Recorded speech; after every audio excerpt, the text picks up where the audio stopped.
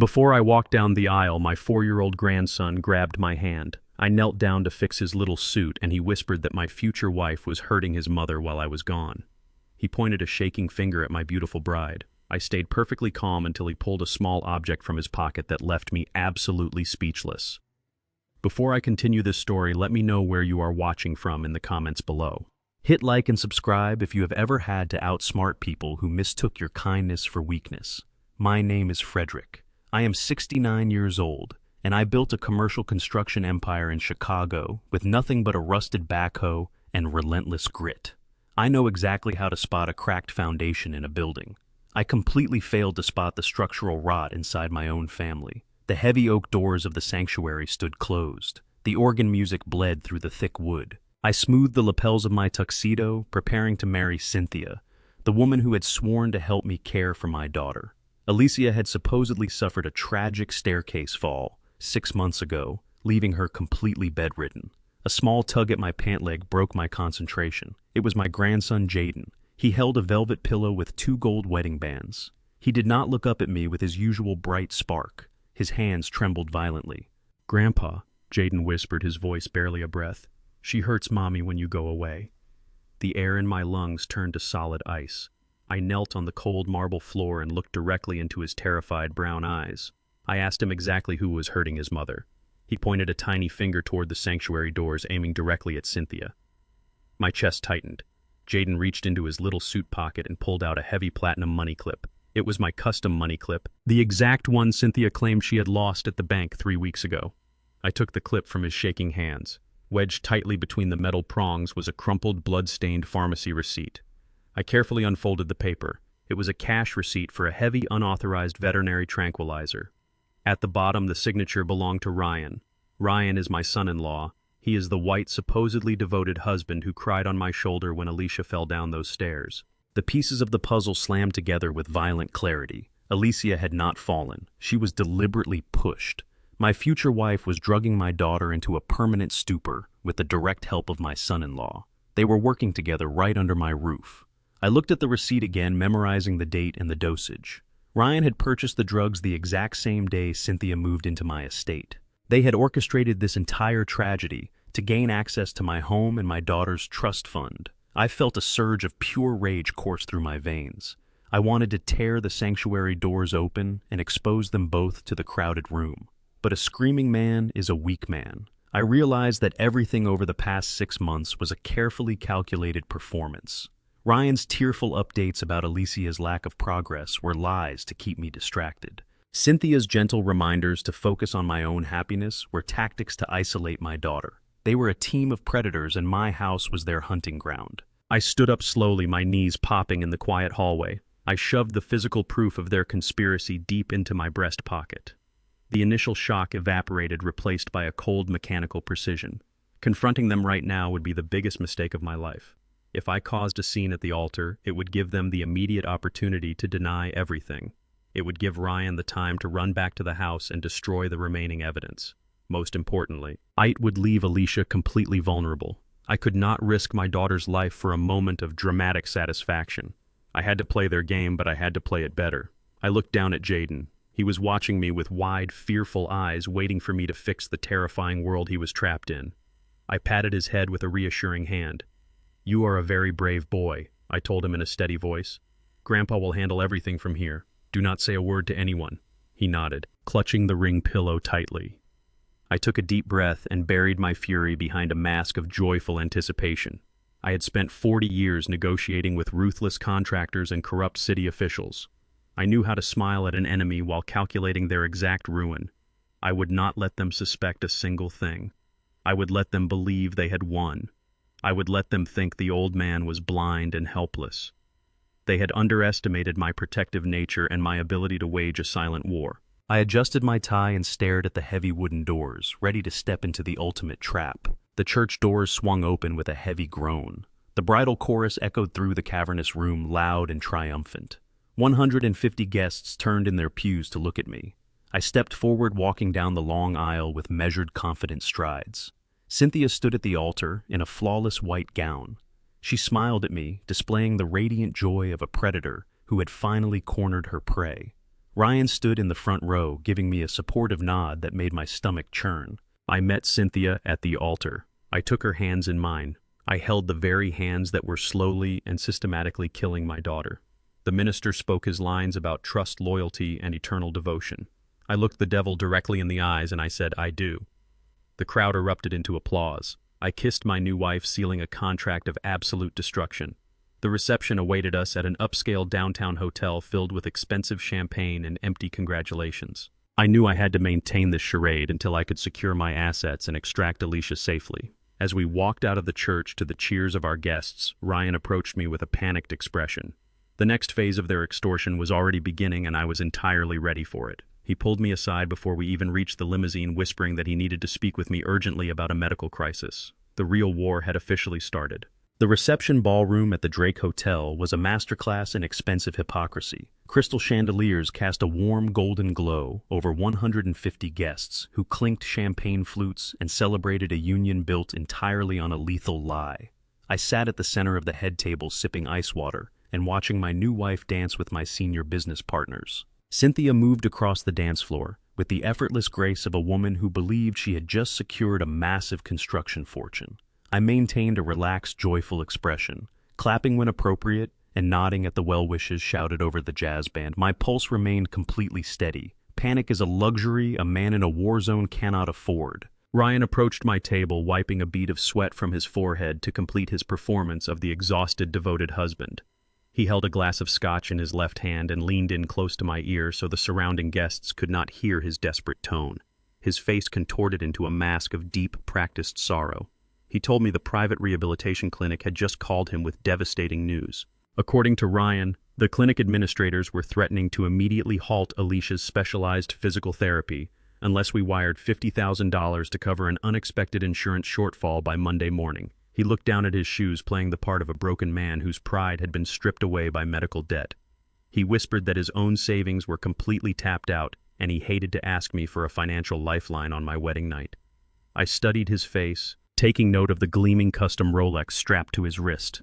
A junior architect struggling with medical debt does not accidentally purchase a $30,000 luxury timepiece. I placed a comforting hand on his shoulder, mirroring his fabricated grief with my own rehearsed empathy. I told him not to worry about the money for a single second. I assured him that Alicia was my daughter, and I would personally authorize the transfer the moment the bank opened its doors tomorrow morning. I even thanked him for his unwavering dedication to her recovery. Ryan exhaled a loud, dramatic sigh of relief, thanking me profusely before retreating toward the open bar to celebrate his successful extortion. He grabbed a fresh drink, laughing with one of my cousins. The moment he turned his back, I slid my phone out from the inner pocket of my tuxedo jacket and held it below the edge of the silk tablecloth. I opened my private banking application and navigated directly to the Joint Medical Care Fund. I had established this specific account 2 months ago, funding it generously and giving Cynthia administrative access to ensure Alicia never missed a single therapy session while I was traveling for corporate acquisitions. I pulled up the transaction history. The current available balance stared back at me in bold red numbers. The screen displayed a perfectly flat 0. I reviewed the recent ledger and found exactly what I expected. Cynthia had transferred the entire $50,000 to an untraceable offshore routing number just 48 hours prior. My new wife had drained the medical fund dry while pretending to finalize her wedding dress alterations. Ryan was currently begging me for emergency money that his own accomplice had already stolen from the estate. This meant one of two things. Either they were coordinating a secondary strike to bleed me twice in the same week before I noticed, or Ryan was entirely unaware that Cynthia was actively skimming from the top of their shared conspiracy. Both scenarios proved that their alliance was built on greed, and greed always leaves a trail of careless mistakes. The sheer magnitude of their greed crystallized in my mind. They were not simply waiting for my daughter to expire in a medically induced coma. They were aggressively looting the foundation of my wealth, while shaking my hand and eating my catered food. They viewed me as an infinite, oblivious resource meant to be tapped until it ran completely dry. I slipped my phone back into my pocket and stood up from the table, offering a polite smile to a passing relative who complimented the floral arrangements. I needed complete privacy, far away from the prying eyes of my new wife and her co-conspirator. I navigated through the crowded ballroom, smoothly dodging conversations and congratulatory hugs by pointing toward my empty water glass and gesturing that I was parched. I slipped out of the main hall and walked down a long carpeted corridor toward the staff staging area. The noise of the jazz band faded into a dull rhythmic thumping behind the heavy acoustic doors. I found an empty service stairwell used by the catering team and stepped inside, letting the heavy metal fire door latch shut securely behind me. The sudden silence of the concrete stairwell was deafening, providing the perfect sanctuary for what I needed to do. I pulled my phone out again and bypassed my usual contacts list entirely. I dialed the direct unlisted cell phone number of my lead corporate attorney, Mr. Gallagher.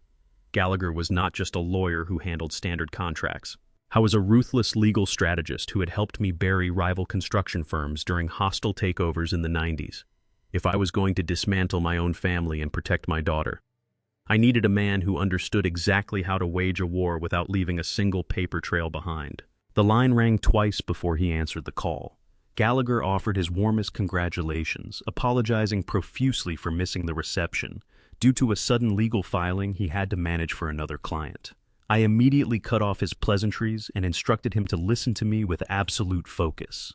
I ordered him to enact a total freeze on my primary corporate trust and lock down every liquid asset connected to my name across all banking institutions. I made it explicitly clear that nobody was allowed to move a single dollar without my physical presence at the bank branch. Gallagher paused for a moment. The warmth completely vanished from his voice, replaced by the sharp clinical tone he reserved for critical corporate emergencies.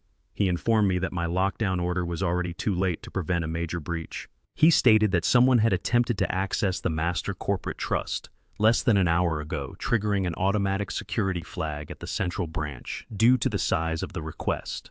I demanded to know the identity of the person attempting the breach. Gallagher told me that Cynthia had physically presented a comprehensive power of attorney to a night manager, claiming I had signed away full financial control of the empire this very morning. I gripped my phone tighter, the cold metal of the service stairwell door pressing against my spine. Gallagher's voice was devoid of its usual affable warmth, replaced entirely by the surgical precision of a corporate litigator preparing for war. He explained that less than an hour into our wedding reception, while I was shaking hands and cutting the cake, Cynthia had physically excused herself from the ballroom. She claimed she needed the bridal suite to fix a minor tear in her gown. Instead, she walked straight into the flagship branch of First Century Bank, downtown, bypassing the standard tellers and demanding an immediate audience with the senior night manager. She presented a flawlessly executed comprehensive power of attorney. The document explicitly granted her unrestricted unilateral authority over my entire portfolio, including the master corporate trust that held the liquid capital for my construction firm. My mind instantly snapped back to the vestry room, just moments before the ceremony. The wedding planner had handed me a thick stack of standard marriage license documents, completely burying the details under a flurry of congratulations and nervous energy. Cynthia had stood right beside me, her manicured finger pointing exactly where I needed to initial, on the thick textured paper. She had slipped a predatory legal instrument right into the middle of the stack, masking the ultimate theft under the guise of our marital union. I had unwittingly handed her the master keys to a $60 million empire while standing at the altar. Gallagher informed me that she did not hesitate for a single second. The moment the night manager authenticated the signature, Cynthia attempted to execute a massive unrecoverable wire transfer. She authorized the immediate routing of $12 million to a heavily encrypted private banking institution located in the Cayman Islands, aiming to completely wipe out our operational reserves. I asked Gallagher if the bank had actually cleared the funds. My voice was dangerously low, echoing slightly in the concrete stairwell. He let out a harsh, humorless breath, assuring me that her plan had crashed headfirst into a firewall she never knew existed. When my firm acquired our largest competitor last year, I had instructed Gallagher to implement an extreme tier of biometric security across all primary corporate accounts. I never trusted paper signatures, knowing how easily a desperate person could forge ink or manipulate an aging executive. Any outbound transfer exceeding $1 million required my physical presence at the bank and a direct retinal scan to authorize the release of funds. Cynthia's forged document was legally binding on paper, but it was absolutely useless against the digital vault I had built. The system immediately flagged the transaction as a critical tier anomaly and locked the account down entirely. She had walked out of the bank with nothing, completely unaware that her failed extortion attempt had generated an automatic security alert directly to Gallagher's private line. I ordered him to act with immediate ruthless efficiency. I commanded him to use my emergency corporate bypass code to unilaterally revoke the fraudulent power of attorney across all financial networks. I wanted her legal authority stripped away so thoroughly that she would not be able to buy a cup of coffee using my last name. Gallagher typed furiously on his keyboard, confirming that the revocation was being filed into the Federal Registry right as we spoke. He warned me that Cynthia would receive a subtle automated notification of the rejected wire transfer within the next few hours. The bank's compliance department would officially deny the routing request, citing the biometric failure, triggering the next phase of her panic. The moment she saw that denial, she would realize her bloodless theft had been entirely dismantled. Standing alone in the dim light of the stairwell, I calculated the exact trajectory of their incoming desperation. Cynthia and Bradley were operating on a strict timeline driven by pure greed and mounting external financial pressure. They had clearly planned to drain the corporate trust tonight, secure the $12 million offshore, and then quietly dispose of Alicia and me over the next few weeks. The slow, methodical poisoning of my daughter was deliberately designed to look like a tragic but natural decline, keeping the medical examiners and authorities completely oblivious to foul play. But desperate predators do not stick to careful schedules when their primary payday is abruptly blocked. Denied the immediate offshore cash, their strategy would have to violently shift. They needed the inheritance money to flow through the standard legal channels, which meant they could no longer afford to wait for Alicia's slow demise. My daughter was the primary heir to the estate. As long as she was breathing, she stood directly between them and the remaining $48 million locked in my portfolio. I knew with terrifying certainty that Cynthia and Bradley would drastically accelerate their lethal timeline.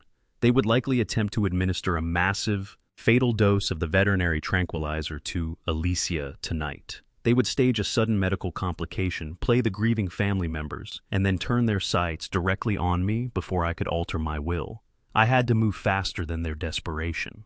I could not allow them to return to the estate thinking they had the upper hand while my daughter lay defenseless in her bed.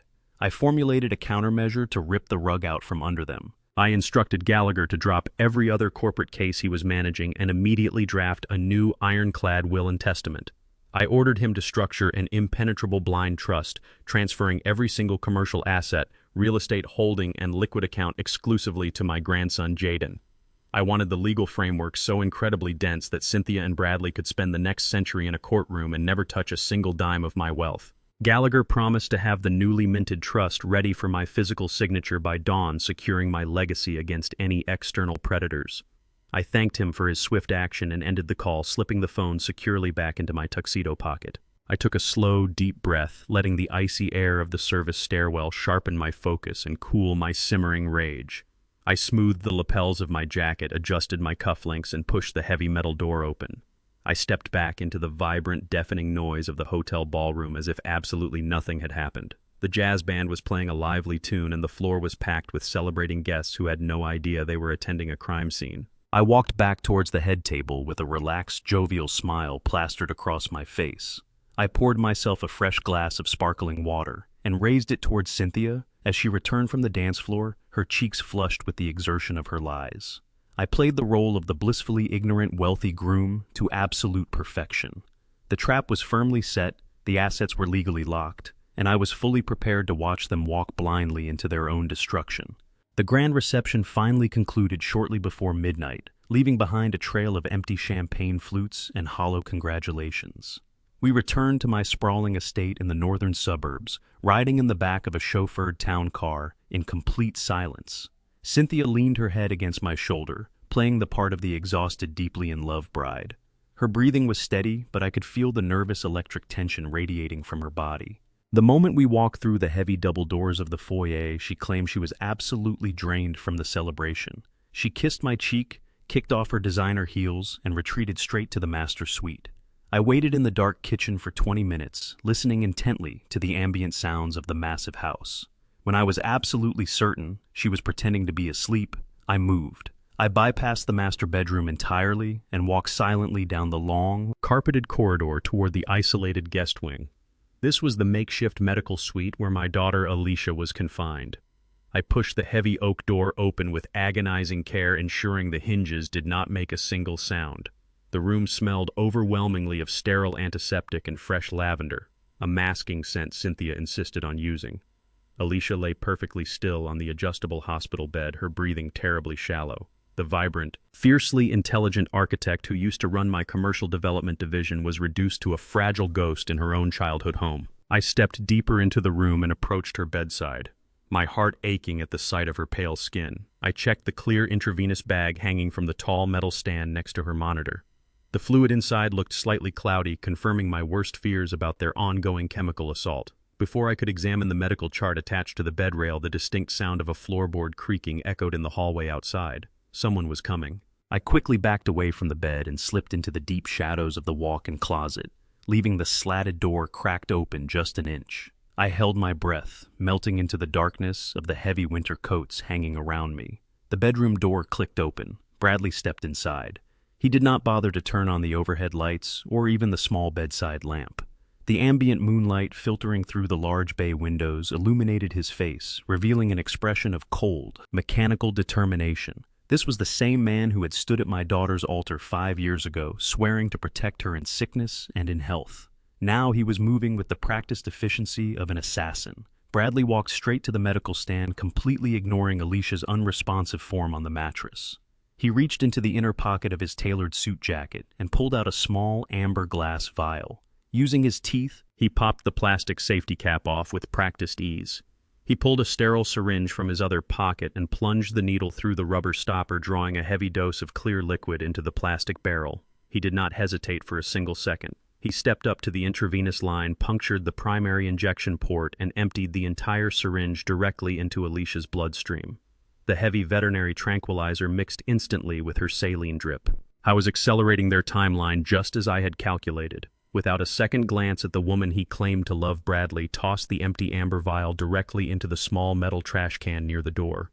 He turned on his heel, adjusted his suit jacket, and walked out of the room, quietly clicking the door shut behind him. I remained frozen in the closet for 2 full minutes, ensuring he was entirely gone before I dared to move a single muscle. I stepped out of the dark closet, my jaw clenched so tight my teeth genuinely ached. The cold, mechanical anger that had guided me through the entire wedding reception flared back to life with an absolute vengeance. I walked straight to the small metal trash can by the door and quickly retrieved the empty glass vial. I held it up to the pale moonlight, carefully reading the clinical label printed on the side. It was the exact same industrial-grade animal tranquilizer listed on the bloody receipt Jaden had handed me at the church. This was the undeniable physical proof of their coordinated attempted murder. I slipped the glass vial securely into my trouser pocket, treating it like the precious legal ammunition it truly was. I turned my attention immediately back to my vulnerable daughter. I reached up to the tall metal stand and unhooked the recently contaminated intravenous bag, pinching the plastic tubing hard to stop the deadly fluid from reaching her delicate veins. I quietly opened the medical supply cabinet built into the wall and pulled out a brand new sealed bag of pure saline solution. My hands worked with swift surgical precision as I swiftly swapped the bags, flushing the plastic line to ensure absolutely none of Bradley's lethal injection reached Alicia's system. I hid the heavily tainted bag inside my jacket to hand over to my private investigators later. I looked down at Alicia's peaceful, sleeping face. The terrifying realization struck me with the blunt force of a speeding freight train. The entire estate was now completely compromised. With Cynthia's massive wire transfer permanently blocked by my biometric security protocol, their financial panic would inevitably peak by sunrise. Desperate predators simply do not wait around when their primary food source is abruptly cut off. I knew I could not leave Alicia in this house for a single second longer. Tomorrow, when Cynthia realized her theft had failed, their entire strategy would violently shift. They would attempt to finish the job immediately to secure the inheritance before I could change my legal documents. I had to extract my daughter tonight right under their noses without triggering a single alarm.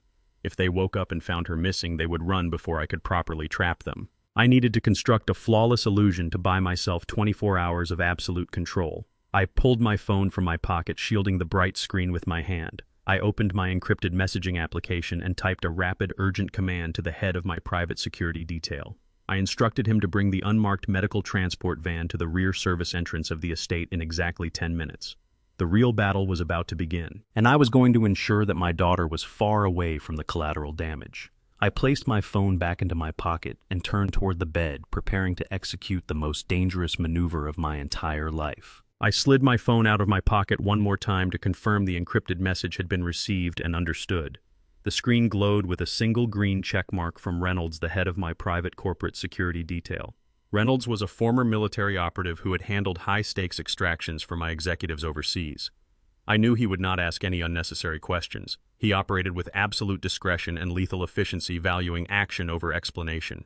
I watched the digital clock on my screen tick down the agonizing seconds, listening to the suffocating silence of the massive estate. The walls of the house felt like they were closing in on me, pressing down with the weight of the betrayal I had uncovered. Every shadow seemed to hide a threat, and every slight gust of wind rattling the window panes sounded like footsteps approaching down the hallway. I stood vigilantly by my daughter's bedside, keeping my body angled between the heavy oak door and her fragile frame. I refused to let my guard down for a single moment, knowing that Cynthia and Bradley were sleeping just down the hall, completely unaware that their master plan was slowly unraveling. Exactly 10 minutes later, a subtle double vibration pulsed against my thigh. I walked over to the tall bay windows and carefully pulled back the heavy velvet curtain, just a fraction of an inch. Down below, in the narrow alleyway connecting the rear service entrance to the main access road, a matte black unmarked medical transport van rolled to a perfectly silent stop. The headlights were completely extinguished to avoid drawing any attention. The engine hummed with a low, barely perceptible vibration. The side panel door slid open, revealing two large silhouettes stepping out into the cold night air. Reynolds and his top medical specialist moved with practiced stealth toward the wrought iron service gate. I let the curtain fall back into place, sealing the room in darkness once again. The extraction vehicle was in position. Now came the most dangerous part of the entire operation. I turned my attention back to Alicia. I gently pulled the heavy medical blankets down from her shoulders, wrapping her securely in a thick, insulated wool quilt I had pulled from the closet. She weighed almost nothing in my arms. The months of chemical sedation and forced bed rest had stripped away her vibrant strength, leaving her dangerously frail. I lifted her with the utmost care, pressing her head gently against my chest. Her breathing remained terribly shallow, but the fresh saline dripping into her veins gave me a fleeting sense of hope. I disconnected the portable intravenous bag from the metal stand, hooking it onto a small carabiner on my belt to ensure the fluid continued to flow during the transport. I took a deep breath, steeling my nerves for the descent. I stepped out of the guest suite and into the long, dark corridor. The estate was terrifyingly quiet. I bypassed the grand main staircase, entirely opting instead for the narrow wooden servant stairs tucked behind the kitchen pantry. I had walked these exact steps hundreds of times over the past 20 years, and my muscle memory guided my feet. I knew exactly which floorboards groaned under pressure and which ones remained perfectly silent. I moved with agonizing slowness, my heart pounding a frantic rhythm against my ribcage. Each step felt like walking through a minefield. I reached the ground floor without making a single sound, navigating through the dark kitchen and unlocking the heavy steel deadbolt of the rear service door. Reynolds was waiting on the other side. He immediately took the intravenous bag from my belt while his medic gently helped me transfer Alicia onto a waiting mobile stretcher. We rolled her swiftly into the back of the unmarked transport van. I looked Reynolds directly in the eyes. I ordered him to take her immediately to a private, highly secured recovery clinic in Evanston that I had quietly funded years ago. I instructed him to register her under a completely fabricated alias and place 2 armed guards at her hospital room door around the clock. I made it explicitly clear that absolutely nobody was allowed to enter that room without my direct verbal authorization. Reynolds nodded firmly, sliding the van door shut. The vehicle vanished into the night, leaving me standing alone in the freezing alleyway. I locked the heavy steel door behind me and retraced my steps through the silent kitchen. The adrenaline coursing through my system kept my movements sharp and calculated. I climbed the narrow servant staircase, my mind already shifting to the next critical phase of the deception. Cynthia and Bradley would undoubtedly check on Alicia before the sun came up. If they discovered the bed was empty, their financial panic would instantly morph into a rapid flight response. They would pack their bags, drain whatever secondary accounts they could access, and disappear long before my legal traps could snap shut around them. I needed to buy myself 24 hours of absolute control over the narrative. I stepped back into the sterile guest suite and immediately went to work. I opened the large walk-in closet and gathered a collection of thick winter coats, spare blankets, and heavy down pillows. I carried the bundle to the empty medical bed and began arranging the shapes beneath the white duvet. I positioned a large rolled-up quilt to mimic the length of her torso, using 2 smaller pillows to replicate the slope of her shoulders.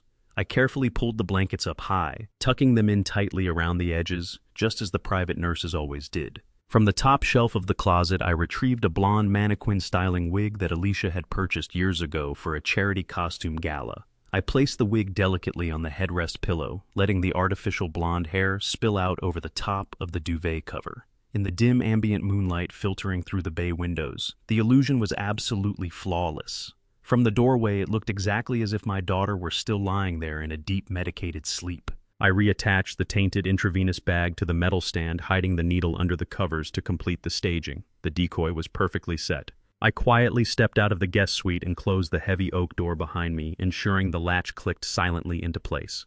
I walked down the long corridor toward the master bedroom, regulating my breathing to lower my heart rate.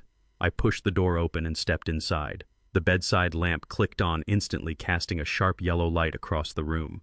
Cynthia was sitting up against the headboard, her eyes narrowed with sharp suspicion. She asked me exactly where I had been in the middle of the night. I did not flinch. I offered her a tired, apologetic smile, playing the role of the stressed, aging executive. I told her that the rich food at the reception had given me terrible heartburn, and I had simply gone down to the kitchen to find some antacids and a glass of warm milk. Her gaze lingered on my face for a long moment before the suspicion faded into a practiced, loving expression. She patted the empty space beside her, telling me to come back to bed and get some rest. I slid under the covers and turned off the lamp, plunging the room back into total darkness. She rested her head on my chest, completely unaware that her entire world was about to collapse. I stared up at the ceiling, my mind razor sharp. Tomorrow morning, the hunters would become the hunted. The pale morning sun crept through the heavy velvet curtains of the master bedroom, signaling the start of the most critical day of my life. I kept my breathing incredibly slow and even matching the rhythm of a man deep in a peaceful slumber as Cynthia quietly slipped out from under the expensive duvet. I opened my eyes just a fraction of an inch, watching her pull on a dark silk robe. She walked out into the hallway, moving with the practiced stealth of a seasoned thief. I silently followed her, staying deep in the shadows of the massive corridor. I watched as she paused outside the guest suite, where she believed my daughter was still trapped. She pushed the heavy oak door open just enough to peer inside. From her limited vantage point, the blonde wig and the carefully arranged pillows beneath the white blankets created a flawless illusion of a sleeping patient. Cynthia let out a soft, satisfied sigh, a chilling sound of pure malice. She closed the door without stepping foot inside the room, completely convinced my daughter was still lying there in a drug-induced stupor. The moment she headed downstairs to brew her morning coffee and play the role of the devoted new wife, I returned to the master suite and dressed in my sharpest charcoal business suit. I bypassed the kitchen, entirely slipping out the side door and into the crisp, biting Chicago air.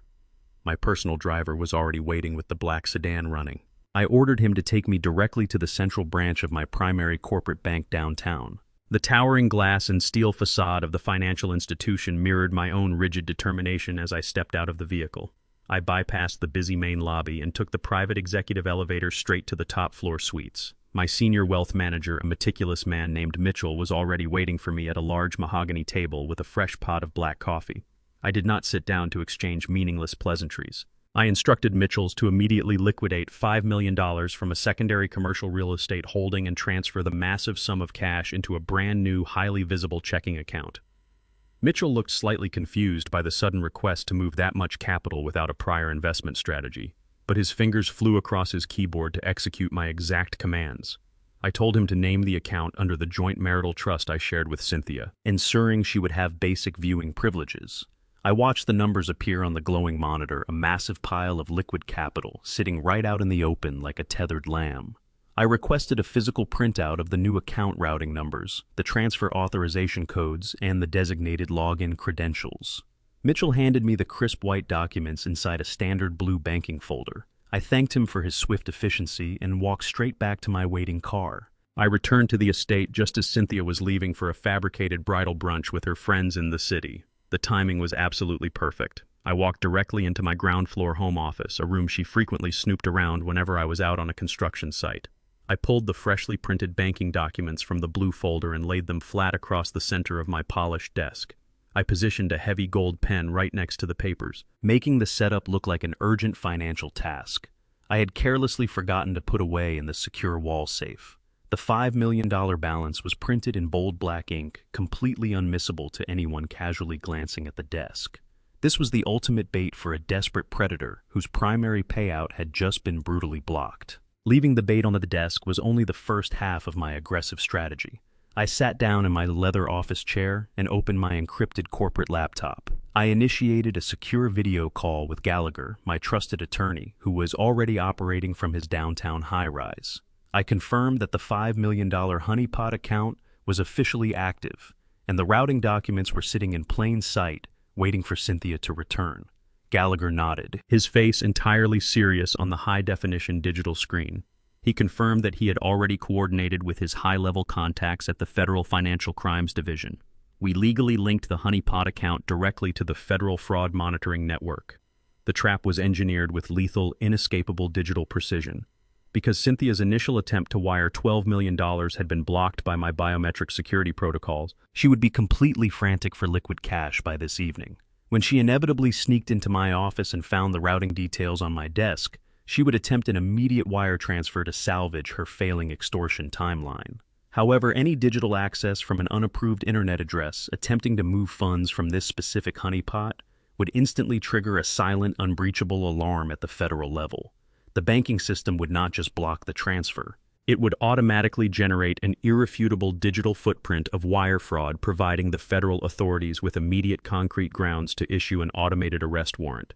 She would be committing a severe federal felony the very moment she clicked a button on her computer, sealing her own fate with her own unchecked greed. I closed my laptop, a profound sense of satisfaction settling heavily over my chest.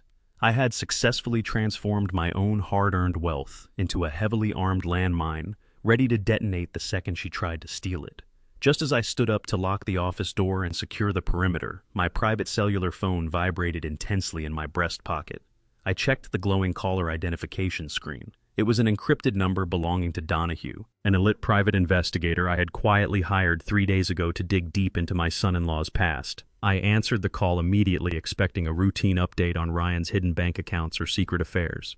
Instead, Donahue's voice came through the receiver, tight, urgent, and deeply strained with genuine alarm. He told me to sit back down and brace myself for a massive complication.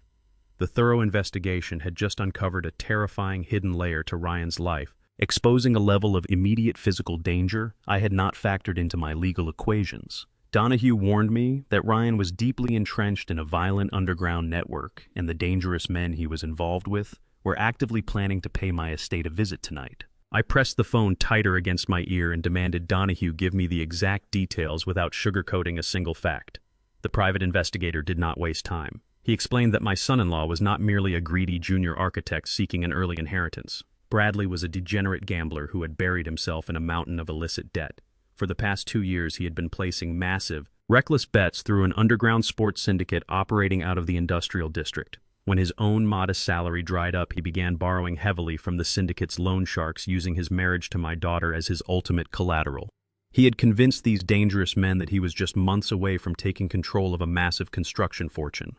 Donahue's voice was grim as he delivered the final number. Bradley currently owed the syndicate a staggering $300,000 in principal and exorbitant interest. The men running this operation were not the type to send polite collection letters or negotiate payment plans. They were ruthless, organized criminals who dealt exclusively in fear, extortion, and physical violence.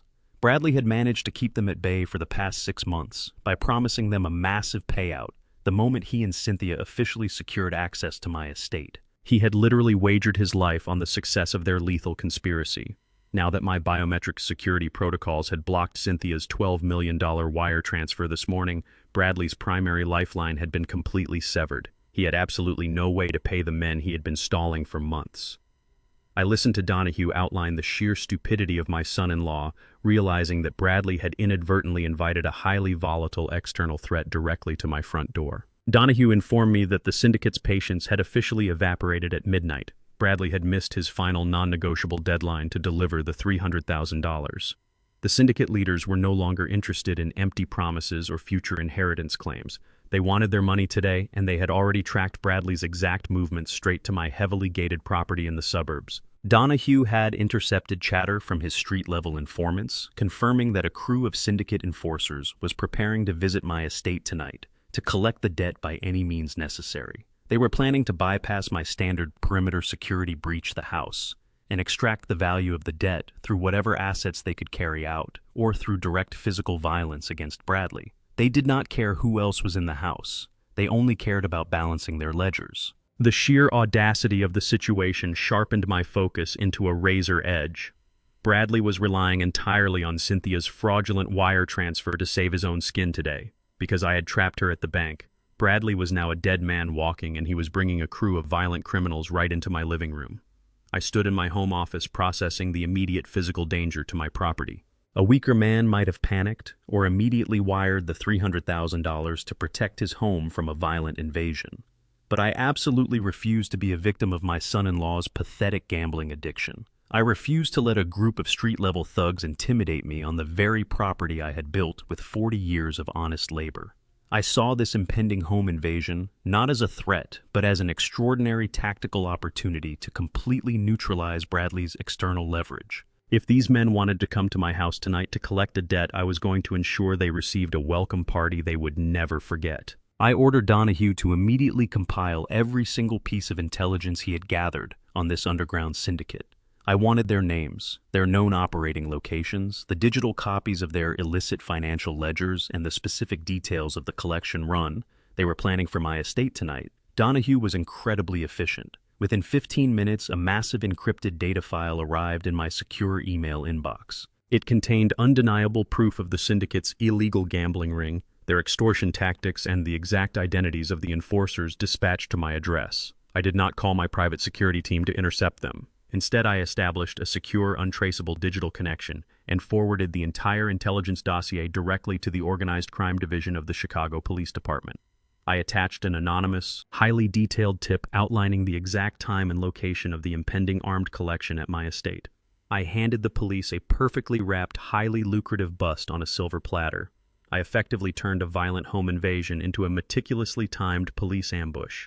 The syndicate enforcers would arrive at my gates tonight expecting to terrorize a desperate architect and a wealthy old man. Instead, they would drive straight into a heavily armed tactical response unit. I deleted my digital tracks and closed my laptop, thoroughly satisfied with the lethal chess moves I had executed. I had successfully weaponized the federal banking system against Cynthia, and I had just weaponized the local police force against Bradley's criminal associates. My enemies were entirely surrounded by traps they could not even see.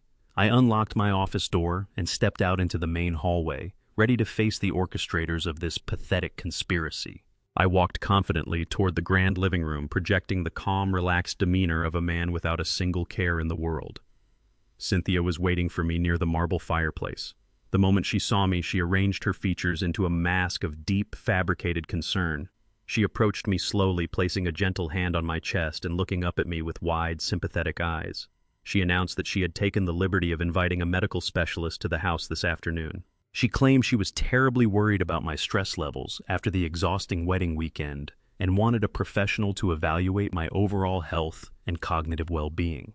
The sheer transparency of her pivot was almost insulting. Since her blunt attempt to steal my money via the forged power of attorney had failed this morning, she was immediately laying the groundwork for her backup plan. She was bringing a fake doctor into my home to build a fraudulent psychiatric profile, hoping to declare me mentally incompetent to strip away my legal authority. I smiled warmly and thanked her for her loving concern, fully aware that a brand new trap had just been sprung inside my own house. The heavy brass knocker on the front door echoed through the foyer exactly 2 minutes after Cynthia announced her fabricated medical intervention.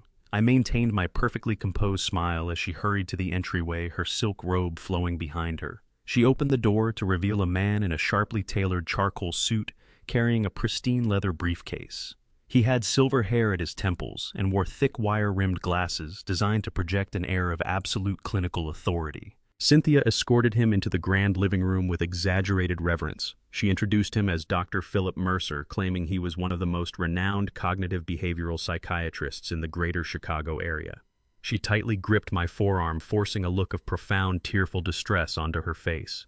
She told the man that she was terrified the stress of the wedding and the heavy burden of my construction empire were finally taking a severe toll on my mind. I shook his hand firmly, noting that his palms were surprisingly clammy for a seasoned medical professional. I gestured for him to take a seat on the velvet sofa, directly across from my favorite leather armchair. I offered him a glass of sparkling water, playing the role of the gracious, unsuspecting host. I knew exactly what they were attempting to orchestrate. By manufacturing a clinical record of dementia, Cynthia could legally challenge my biometric security measures and force a judge to reinstate her financial authority. The man set his briefcase on the glass coffee table and pulled out a thick legal pad, clicking a silver pen with practiced authority. He leaned forward, adopting a tone of condescending manufactured empathy.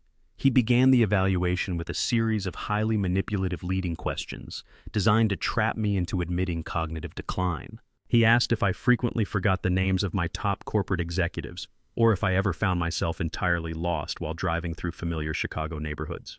Before I could even formulate a response, Cynthia interjected with a perfectly rehearsed, sorrowful sigh. She placed a hand over her heart and lied directly to his face, claiming I had recently wandered into the estate gardens at midnight with absolutely no memory of how I got there. She added that I had been calling out for my late wife, fabricating a completely baseless narrative of severe disorientation.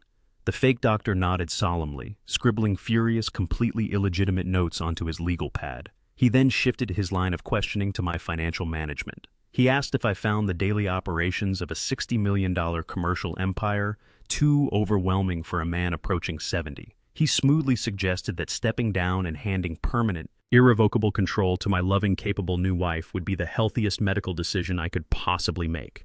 He stated that avoiding financial stress was the only proven way to slow the progression of aggressive early-onset dementia. I sat quietly in my leather chair, letting them dig their legal grave deeper with every single word. I did not raise my voice or display a single ounce of irritation. I simply listened as they constructed a fraudulent psychiatric profile right in my own living room. I memorized every insulting insinuation and every bold-faced lie Cynthia enthusiastically confirmed. They genuinely believed I was an aging, oblivious fool who would meekly surrender the keys to my kingdom just because a man in an expensive suit told me I was losing my mind. They assumed I was completely unaware of the poison flowing through their veins. They had no idea they were sitting directly in the crosshairs of a meticulously prepared counterattack. I watched them perform their deceitful theater, measuring the exact length of the legal rope they were eagerly wrapping around their own necks. I waited until the man finished his long, patronizing speech about the harsh realities of cognitive deterioration. When the room finally fell silent, I slowly reached into the inner pocket of my suit jacket. I pulled out a folded manila envelope that Donahue, my private investigator, had securely couriered to my office earlier that afternoon. I smoothly dropped the heavy paper onto the glass coffee table right on top of his pristine legal pad. I told him that before we proceeded with any official medical diagnoses, I wanted to discuss a few glaring inconsistencies in his own professional history. I watched his confident posture instantly stiffen. Cynthia shifted uncomfortably on the sofa, her eyes darting between the envelope and my calm expression. I leaned forward and stated that his real name was not Dr. Philip Mercer, but Stuart Higgins. I detailed how his medical license had been permanently revoked by the state medical board 6 years ago for running a massive illegal prescription pill syndicate. I casually opened the envelope, revealing his highly visible police mugshot and a detailed copy of his federal parole violations. I informed him that forging a psychiatric evaluation to assist in the hostile takeover of a multi-million-dollar estate constituted a severe violation of his current parole terms. I explained that attempting to defraud me would guarantee him an immediate, non-negotiable return to a maximum security federal penitentiary for the next 2 decades. The color instantly drained from his face, leaving his skin a sickly ashen gray. His hands began to shake violently, entirely matching the terrified tremors of my young grandson at the altar. He swallowed hard, unable to formulate a single word of defense against the absolute mountain of federal evidence sitting directly in front of him. The power dynamic in the room had irreversibly shifted. Higgins did not attempt to defend himself or offer a single fabricated excuse. He snatched his leather briefcase off the glass table, completely abandoning his legal pad and the fraudulent medical forms. He bolted toward the front door, his expensive shoes slipping wildly on the polished marble floors of the foyer. He pulled the heavy door open and ran out into the driveway, fleeing the property like a hunted animal. Cynthia was left standing alone in the center of the living room, her jaw completely unhinged in absolute terrified shock.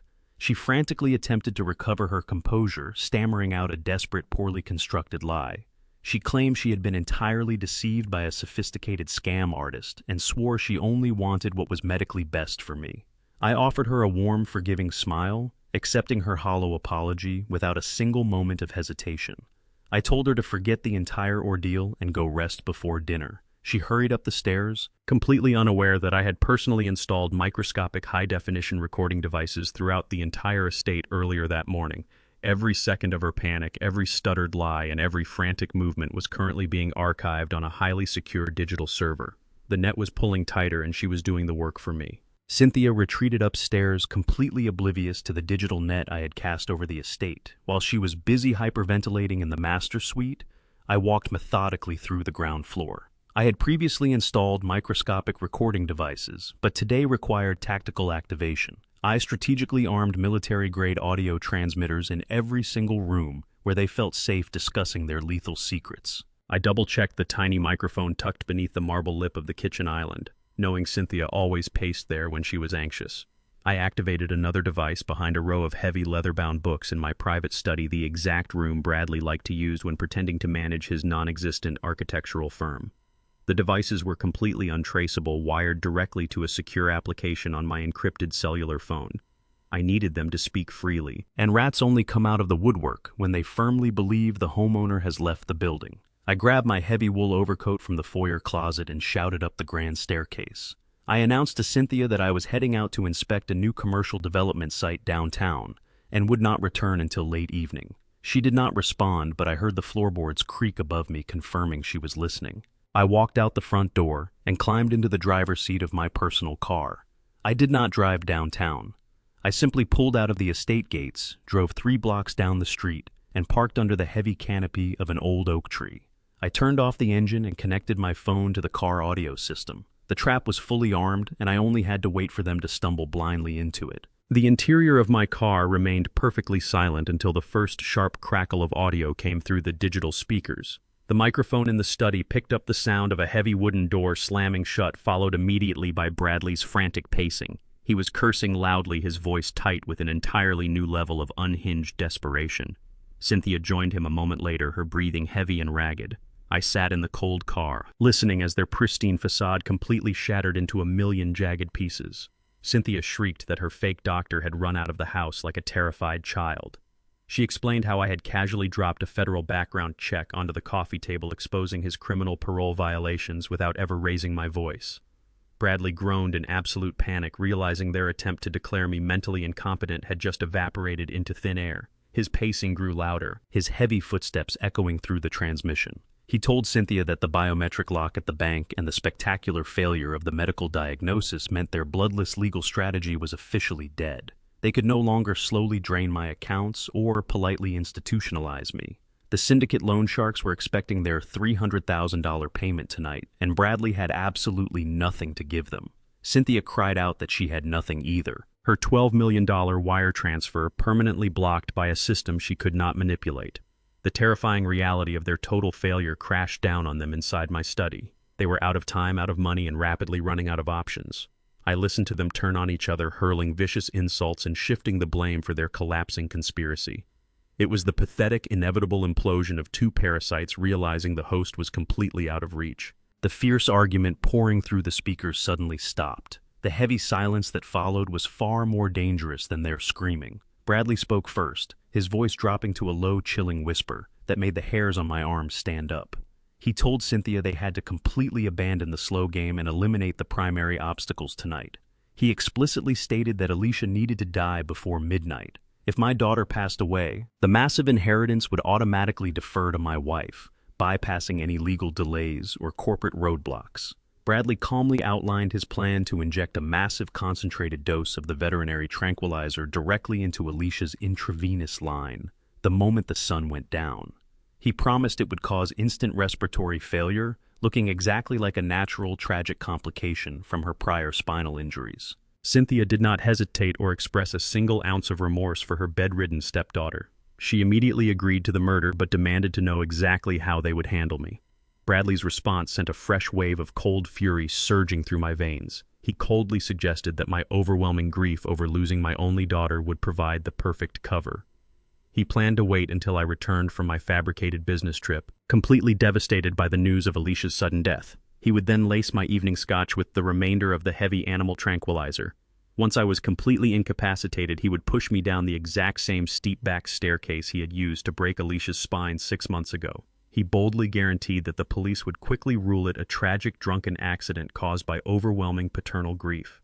They finalized the details of my execution right in my own home, confident they would be wealthy and free by morning. I reached out and turned off the audio feed. I had heard exactly enough. I possessed crystal clear, undeniable digital recordings of two conspirators plotting a double homicide with absolute clinical premeditation.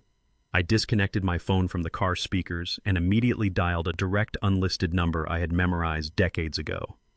The line connected to a specialized task force commander within the Chicago Police Department, a man I had previously assisted with massive corporate fraud investigations. I identified myself and informed him that a coordinated lethal strike was scheduled to happen at my estate tonight. I told him I had high-definition audio recordings of the perpetrators detailing their exact timeline and their murder weapons. I requested a fully armed tactical unit to be positioned in the shadows surrounding my property by 8 o'clock tonight. The commander recognized the severe urgency in my voice and agreed to mobilize his elite team without any standard procedural delays. I placed my phone on the passenger seat and started the car engine. The sun was beginning to set, casting long, dark shadows across the quiet suburban streets. Cynthia and Bradley firmly believed they were preparing to execute a flawless, untraceable elimination. They were entirely unaware that they were walking directly into a federal kill box. The endgame had officially commenced, and I was going back inside to finish it. The heavy mahogany dining table felt miles long that evening. I sat at the head of the table, perfectly slicing my roasted tenderloin while the grandfather clock ticked with a deafening rhythm in the corner of the room. The atmosphere inside the estate was thick with an unspoken, suffocating tension. Cynthia sat to my right, wearing a pristine silk blouse and a tightly plastered smile that did not reach her eyes. Ryan sat directly across from her, gripping the stem of his wine glass so intensely I thought the fragile crystal might shatter in his hands. They were both desperately attempting to project an aura of absolute normalcy, acting as if the entire foundation of their criminal conspiracy was not crumbling beneath their feet. I chewed my food slowly, observing the subtle, erratic behaviors they could no longer conceal. Ryan was sweating through the collar of his expensive dress shirt, constantly checking the glowing screen of his cellular phone resting on his thigh. I knew exactly what was causing his terror. The violent underground syndicate was scheduled to arrive at my gates tonight to collect his massive gambling debt, and he had absolutely no money to give them.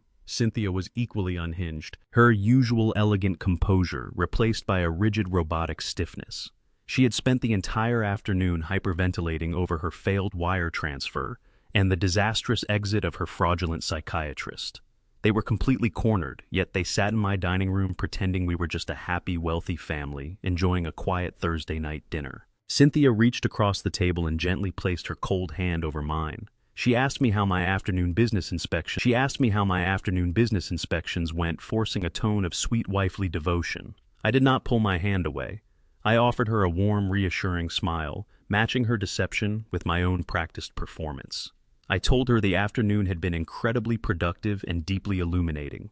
I watched a brief flash of panic dart across Ryan's face at the word illuminating, but he quickly masked it by taking a long, desperate swallow of his red wine. The time for polite observation had officially ended. I needed to push them over the psychological edge and force them to execute their lethal plan tonight, right? While my hidden cameras were rolling and the police task force was mobilizing in the shadows. I carefully placed my silver fork down on my porcelain plate and cleared my throat, demanding their absolute attention. I announced that the stress of the past few weeks had finally caught up with me, and I had made a monumental decision regarding the future of my construction empire. I casually mentioned that I had scheduled a mandatory, irrevocable meeting with my team of corporate attorneys for exactly 8 o'clock tomorrow morning. I kept my voice entirely level and conversational as I delivered the financial death blow. I told them I was permanently transferring every single commercial asset, all real estate holdings, and my entire liquid capital portfolio out of my personal name. I explained that I was placing the entire $60 million estate into an impenetrable, blind, charitable trust that would be managed exclusively by an external board of directors. The reaction was instantaneous and physically violent.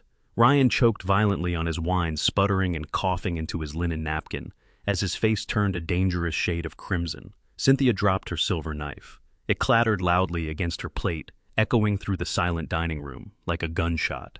Her meticulously crafted mask of devotion instantly shattered, revealing the raw, unadulterated terror lurking just beneath the surface.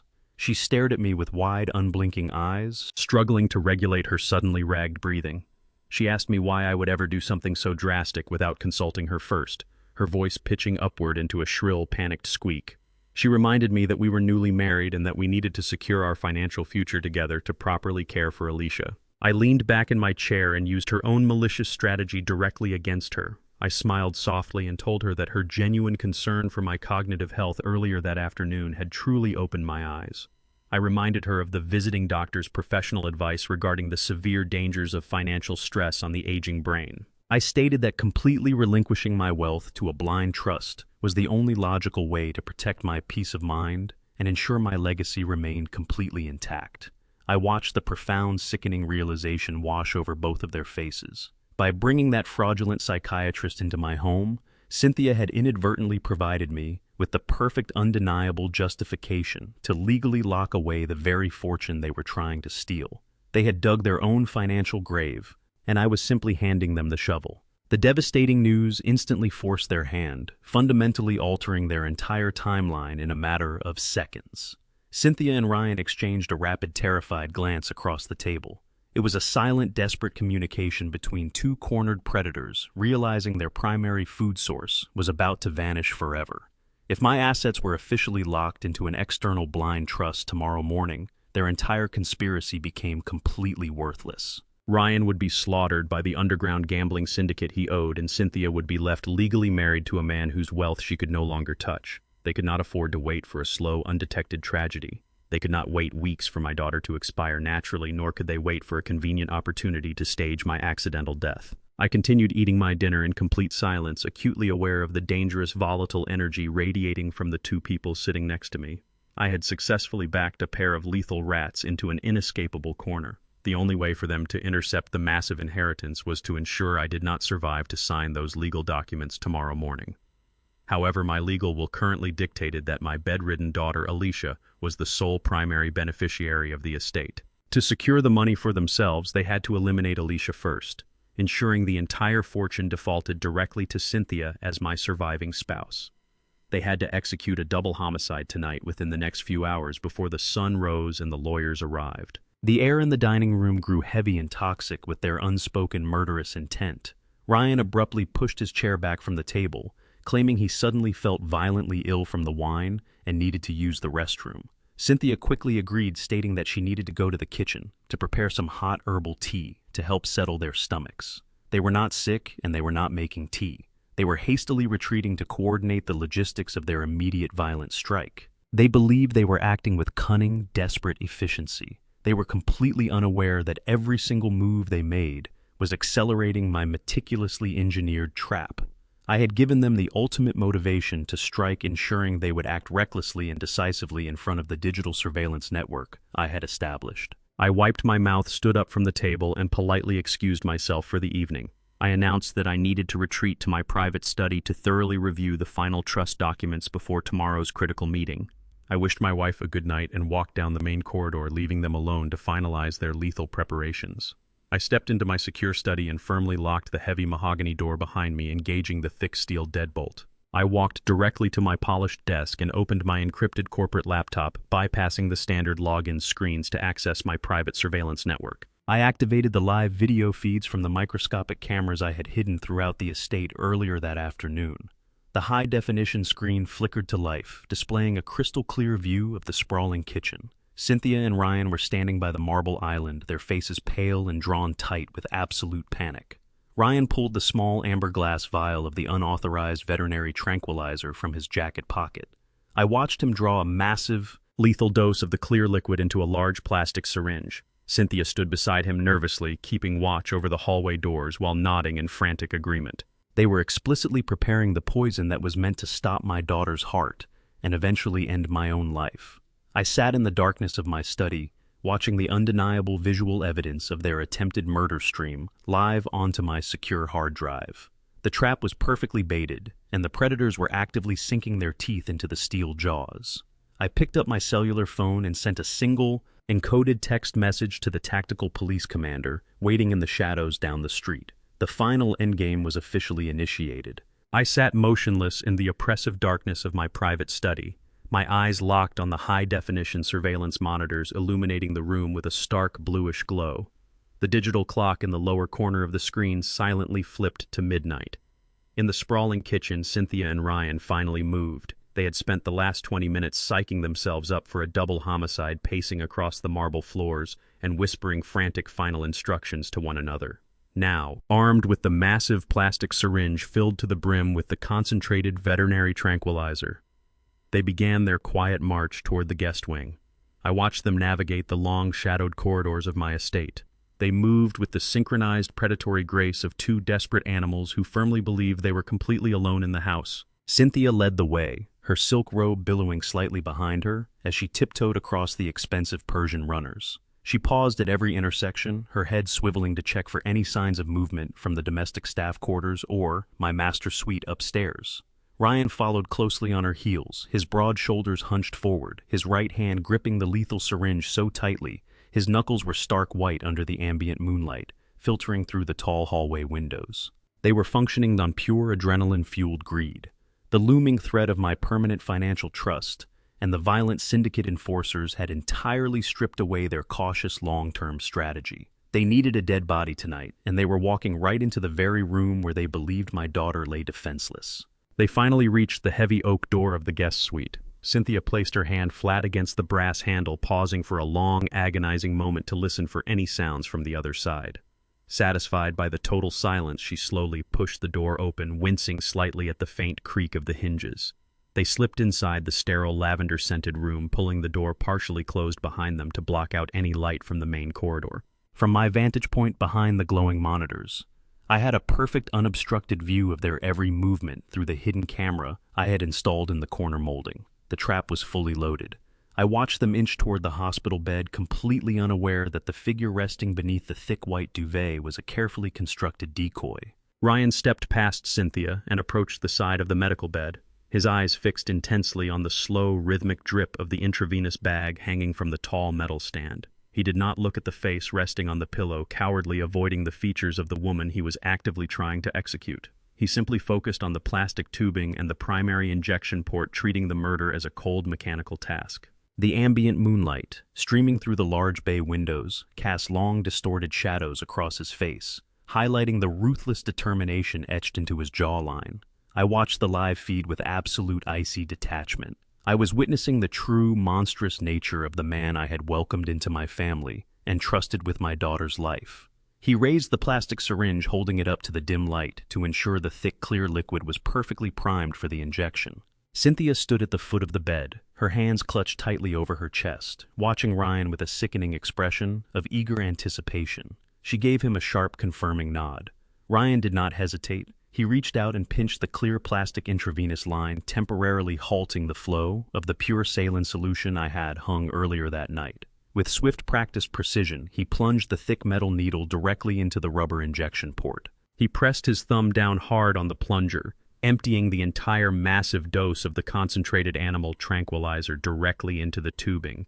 He withdrew the empty syringe and tossed it onto the bedside table, taking a deep, shuddering breath as he stepped back from the bed. In his mind, he had just successfully committed the perfect, untraceable murder. He firmly believed the lethal chemical was currently rushing straight into Alicia's bloodstream, guaranteed to stop her heart within minutes and secure his access to my $60 million empire. He turned to Cynthia, offering her a grim, triumphant smile.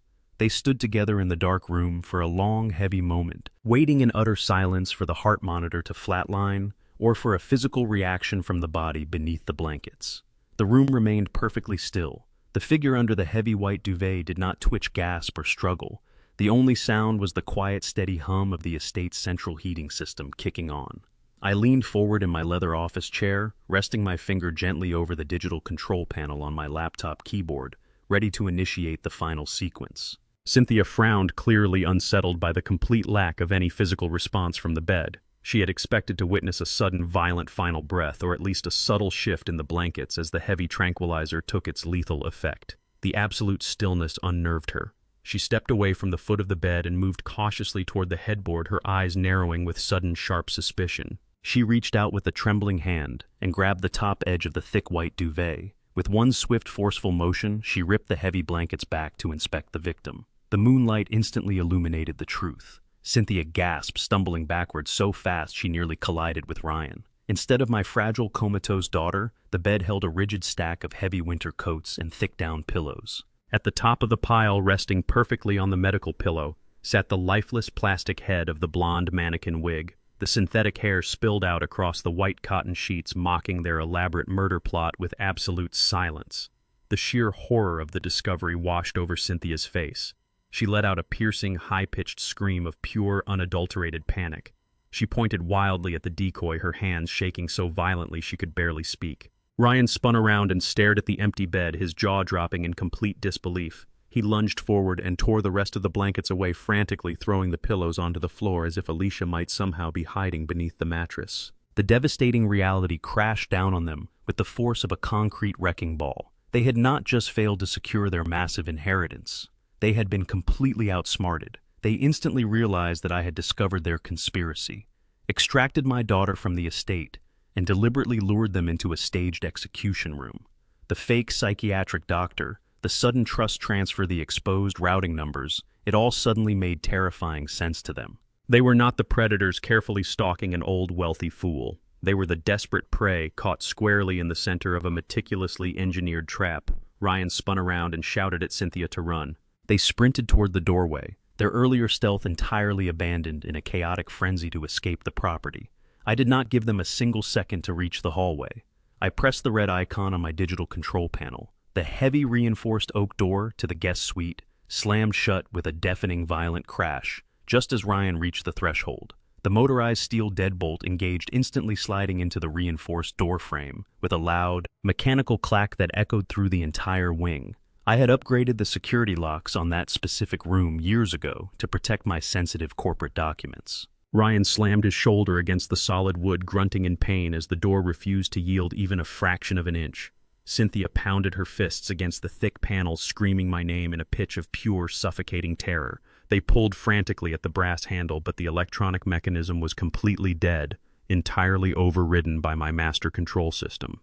They were locked inside a windowless, reinforced medical suite with the exact syringe they had just used to attempt a murder. I sat back in my chair, watching them panic on the monitors. The endgame was perfectly executed, and there was absolutely nowhere left for them to hide. Ryan slammed his entire body weight against the solid oak door. The heavy wood did not even shudder. He backed up, gritting his teeth, and launched himself at the threshold a second time. The sickening crunch of his shoulder colliding with the reinforced frame echoed through the high-definition audio feed playing in my study. I had installed that specific titanium core door 5 years ago to protect my architectural blueprints from corporate espionage. It was rated to withstand a direct blast, let alone the desperate thrashing of a junior architect. Cynthia pressed her hands against the side of her face, her carefully styled hair unraveling into a chaotic mess. She abandoned her sophisticated bride persona completely. She began to pound her fists against the heavy wood, screaming my name over and over again. Her voice reached a shrill, hysterical pitch, demanding that I open the door and stop this ridiculous prank. She yelled that there had been a terrible misunderstanding and that they were simply trying to check on Alicia's intravenous drip. Ryan abandoned his assault on the door and frantically searched the perimeter of the room for another exit. He grabbed a heavy brass lamp from the bedside table and swung it violently at the bay windows. The glass did not shatter. The reinforced polycarbonate security panes simply absorbed the impact, sending the heavy lamp bouncing harmlessly onto the carpet. They were completely sealed inside a high-security vault of their own making. I leaned forward in my leather office chair and pressed the silver button on my digital console. The two-way intercom system mounted in the ceiling of the guest suite crackled to life with a sharp burst of static. Cynthia and Ryan instantly froze, staring up at the small black speaker grill as if it were the barrel of a loaded gun. I kept my voice perfectly level and entirely devoid of emotion. I told them to stop damaging my property because no amount of force was going to break those security seals. Cynthia immediately started sobbing, begging me to listen to her fabricated explanations. I cut her off instantly. I told her I had already listened to enough of her voice. I informed them that I knew exactly what they had injected into that intravenous line. I detailed how my 4-year-old grandson had handed me the bloody pharmacy receipt at the altar. I explained how I had secured the empty glass vial of veterinary tranquilizer from the trash can the very night of our wedding. I watched Ryan's face drain of all remaining color as he realized I had been standing in the closet watching him execute his initial chemical assault. I did not stop there. I meticulously listed every single trap they had blindly walked into over the past 24 hours. I told Cynthia about the biometric lock that had permanently frozen her $12 million wire transfer attempt at the bank. I explained that the $5 million honeypot account she had tried to access from my desk was directly linked to the federal fraud monitoring network. I watched her knees buckle as the magnitude of her federal crimes finally registered in her mind. I then turned my attention directly to Ryan. I told him about the extensive dossier my private investigator had compiled regarding his $300,000 gambling debt. I revealed that the underground syndicate enforcers he was terrified of had already been neutralized. I had personally sent their financial ledgers and collection schedules to the organized crime division. I had systematically stripped away every single asset, every escape route, and every ounce of leverage they thought they possessed. I had allowed them to believe they were hunting a vulnerable old man while I was carefully building the cage that would end their miserable lives. Ryan stumbled backward and collapsed onto the edge of the mattress, his head buried in his hands. Cynthia fell to her knees on the Persian rug, hyperventilating, as the absolute reality of her situation crushed her chest. She looked up at the ceiling speaker and pleaded for mercy. She promised she would sign an immediate annulment and walk away with nothing if I just unlocked the door and let them leave the estate quietly. I let out a low, cold laugh that echoed off the sterile walls of their prison. I informed her that I was no longer the sole audience member for her pathetic performance. I explained that the microscopic high-definition camera hidden in the corner molding was not simply recording to my private server. I told them that the live audio and video feeds of their attempted murder, including their explicit conversations about eliminating my daughter and pushing me down the stairs, were currently broadcasting on a secure encrypted channel. I had established a direct link with a specialized task force commander within the Chicago Police Department hours ago. I informed them that a team of heavily armed detectives had been watching the live feed from a mobile command center parked just 3 blocks away. Every single movement they made, including Ryan plunging the lethal syringe into the decoy intravenous line, had been witnessed, recorded, and officially logged into federal evidence. They had just committed a premeditated attempted murder on a live police broadcast. There was no negotiation to be had, and there was no amount of pleading that could undo the horrific crimes they had meticulously planned and executed. They were entirely stripped of their power and their dignity. The profound silence that followed my declaration was abruptly shattered by the piercing wail of approaching sirens. The high-pitched, chaotic sound cut through the quiet suburban night, growing louder and more intense by the second. Cynthia scrambled to her feet and rushed to the reinforced bay windows, pressing her hands against the cold polycarbonate glass. Ryan did not move from the bed, completely paralyzed by the overwhelming weight of his impending incarceration. Through the thick glass, sharp bursts of red and blue tactical lights began to violently illuminate the dark driveway. The flashing strobes painted the walls of the guest suite in frantic alternating colors, casting long, chaotic shadows across the room. Several heavy tactical vehicles screeched to a halt right in front of the main gates. I watched the monitors as dozens of heavily armed officers poured out of the vehicles and swiftly established a tight perimeter around my property. The flashing police lights confirmed the absolute finality of my trap. Cynthia slid down the window frame and collapsed onto the floor, pulling her knees to her chest. The hunt was officially over, and there was absolutely nowhere left to run. The blinding strobe of police sirens sliced through the darkness, casting fractured beams of red and blue across the walls of my private study. I sat motionless in my leather chair, watching the high-definition surveillance monitors as a heavily armed tactical unit swarmed my front driveway. Dozens of officers moved with synchronized precision, fanning out across the manicured lawn to secure every perimeter exit. The commanding officer approached the massive mahogany double doors of my home, raising a heavy steel battering ram. He did not need to swing it. I tapped a command onto my encrypted laptop, overriding the central security mainframe to instantly disengage the front magnetic locks. The heavy doors swung open, granting the strike team unobstructed access to the foyer. Heavy tactical boots pounded against the imported marble floors, deafening echoes vibrating through the foundation. I tracked their rapid advancement on my glowing screens as they swept through the grand corridor toward the isolated guest wing. Inside the locked medical suite, panic had completely consumed Cynthia and Ryan. The deafening approach of the police boots sent them into a frenzied state of absolute chaos.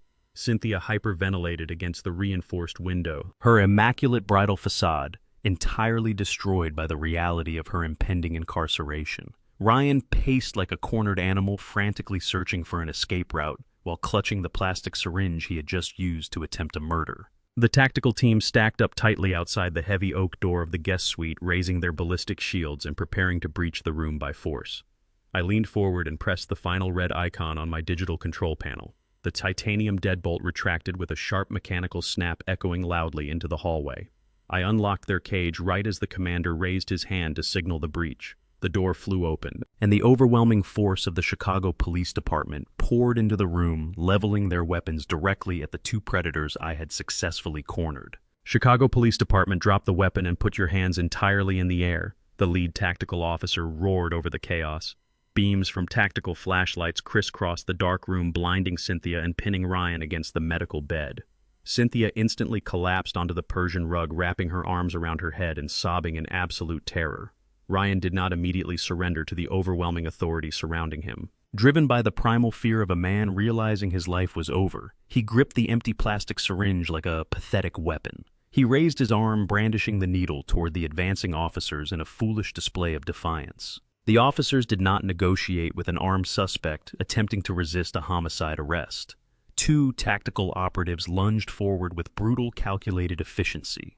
The first officer slammed a heavy ballistic shield directly into Ryan's chest, knocking the wind out of his lungs and sending him crashing hard onto the mattress of the decoy bed. The empty syringe flew from his grip, clattering harmlessly against the hardwood floor, to be instantly secured as critical forensic evidence. The second officer grabbed Ryan's arms, twisting them forcefully behind his back while pressing a knee firmly between his shoulder blades. The sharp metallic click of steel handcuffs snapping tightly around his wrists finalized the destruction of his criminal ambition. I watched the violent takedown from the safety of my study, feeling absolutely no sympathy for the man pinned to the mattress. He had married my daughter, smiled in my face, and attempted to drug her into a permanent grave to cover his gambling debts.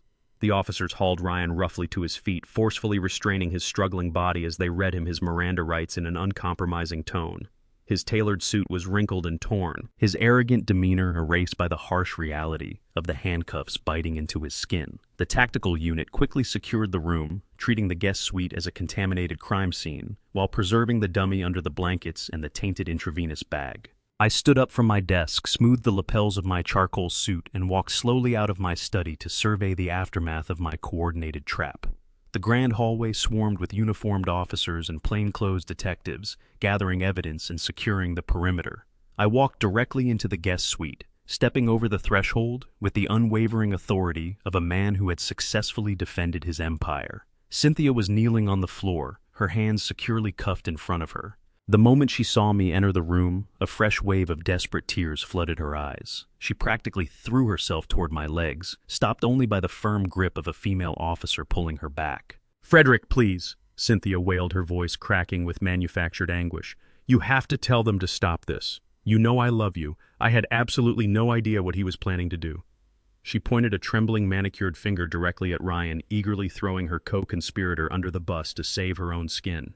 She sobbed violently, claiming Ryan had threatened her life and aggressively manipulated her into participating in the financial transfers. She swore she was just a terrified bystander caught in his violent gambling web, begging me to remember the vows we had exchanged at the altar just hours ago. Ryan glared at her with pure venomous hatred, struggling against the officers holding his arms. He shouted that she was a pathological liar who orchestrated the entire forged power of attorney and supplied the offshore routing numbers. They were viciously tearing each other apart in front of the police, destroying their own defense strategies before they even reached the interrogation room.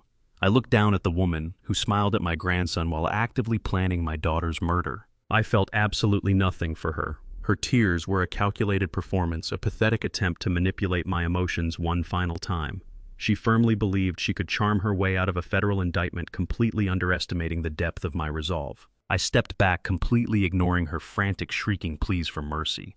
I turned my attention away from the two criminals and focused entirely on the lead detective standing near the doorway. I reached into my inner suit pocket and pulled out a heavy encrypted titanium flash drive. I handed the device directly to the detective, my expression perfectly stoic.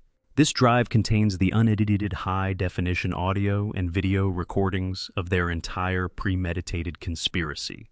I stated clearly, ensuring Cynthia and Ryan heard every single word. It includes their explicit admission to poisoning my daughter, their coordinated attempt to commit massive federal wire fraud, and their detailed plan to stage my accidental death.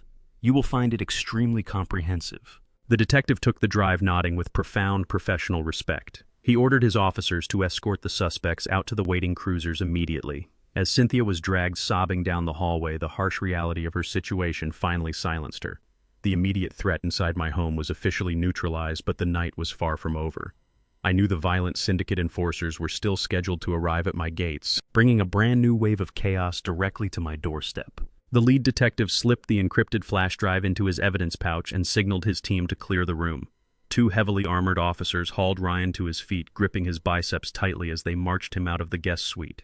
He kept his head lowered, the fight completely drained from his body. Cynthia proved to be much less cooperative. She dug the heels of her bare feet into the thick Persian rug, forcing the female officer to physically drag her down the long corridor toward the grand foyer. The shock of the raid was already wearing off, rapidly replaced by the sheer, desperate cunning of a cornered animal. She began to shriek at the top of her lungs, projecting her voice so every officer in the house could hear her fabricated outrage. She demanded to speak to a lawyer and loudly asserted her legal rights as my newly wedded wife. She claimed that this entire raid was a massive misunderstanding, fueled by an overbearing, controlling husband who wanted to lock her away. She shouted that she was legally entitled to half of my estate, and that I was violently attempting to silence her to protect my own corporate secrets. Her performance was a flawless display of narcissistic manipulation designed to plant a tiny seed of doubt in the minds of the arresting officers. She firmly believed that the marriage certificate we had signed just hours ago was an impenetrable shield. I walked calmly into the brightly lit foyer and stood directly in her path, completely blocking her exit. Cynthia stopped struggling and glared at me, her eyes burning with a venomous, unyielding hatred. She opened her mouth to hurl another barrage of legal threats, but I did not give her the satisfaction of uttering a single syllable. I reached into my inner jacket pocket for the second time that night and withdrew a thick sealed red folder. My private investigator, Donahue, had delivered this specific dossier to my office alongside the intelligence on Ryan's gambling syndicate. I handed the heavy folder directly to the lead detective, instructing him to open it and read the first page aloud. Cynthia watched the exchange with a sudden, rigid apprehension, her manufactured confidence instantly fracturing. The detective flipped the cover open and scanned the official documents, his eyebrows shooting up in absolute surprise. I looked Cynthia dead in the eyes and informed the crowded foyer that the woman standing before them did not possess a single legal right to my name or my property. I explained that her entire identity, including her social security number and her immaculate background, was a meticulously crafted fabrication. I detailed the contents of the dossier for everyone to hear, dismantling her entire existence piece by piece. Her real name was not Cynthia. Her actual birth name was Veronica Vance, a fact I stated clearly as she violently flinched. The dossier contained undeniable proof that she was a highly sophisticated serial grifter who preyed exclusively on wealthy, grieving widowers. Donahue had uncovered her extensive criminal history, revealing a trail of financially ruined families stretching across the country. She was currently wanted for severe felony fraud and elder abuse in Florida, Texas, and Nevada. She had slipped through the cracks of the justice system by continuously altering her appearance and assuming the identities of deceased women. She had targeted me the moment she read about my wife's passing in a Chicago business journal, strategically placing herself in my social circles to orchestrate the ultimate payout. Her marriage to me was legally void the moment she signed the registry under a stolen identity. She had spent the last 6 months playing the role of a devoted caretaker while actively conspiring to murder my daughter, all under the assumption that she was untouchable. The sheer audacity of her long-term con was staggering, but her reign of terror was officially over. I watched her perfectly constructed world vaporize in real time. The realization that I had known her true identity and simply allowed her to walk into a federal trap completely destroyed her remaining composure. She let out a guttural, terrifying scream of pure defeat, sagging against the grip of the arresting officers as the heavy weight of decades behind bars finally settled over her shoulders. The lead detective snapped the red folder shut and stepped directly in front of the sobbing woman. He did not use the name she had given me at the altar. He addressed her by her true legal birth name, ensuring the reality of her exposure was absolute. He recited her Miranda rights with a harsh, uncompromising clarity, specifically listing the outstanding felony warrants from the 3 other states alongside the fresh charges of attempted homicide and federal wire fraud. The female officer adjusted the steel cuffs tightly around her wrists and propelled her forward, marching her forcefully out the massive front doors of the estate. Ryan was dragged out right behind her, his head hanging low in ultimate humiliation. I stepped out onto the expansive front porch, the freezing night air washing over my face. The flashing red and blue lights of the police cruisers illuminated the perfectly manicured lawns of my wealthy suburban neighborhood. The commotion had awakened the entire street. Dozens of my affluent neighbors were standing on their driveways, clutching their heavy winter robes and watching the spectacle unfold in stunned silence.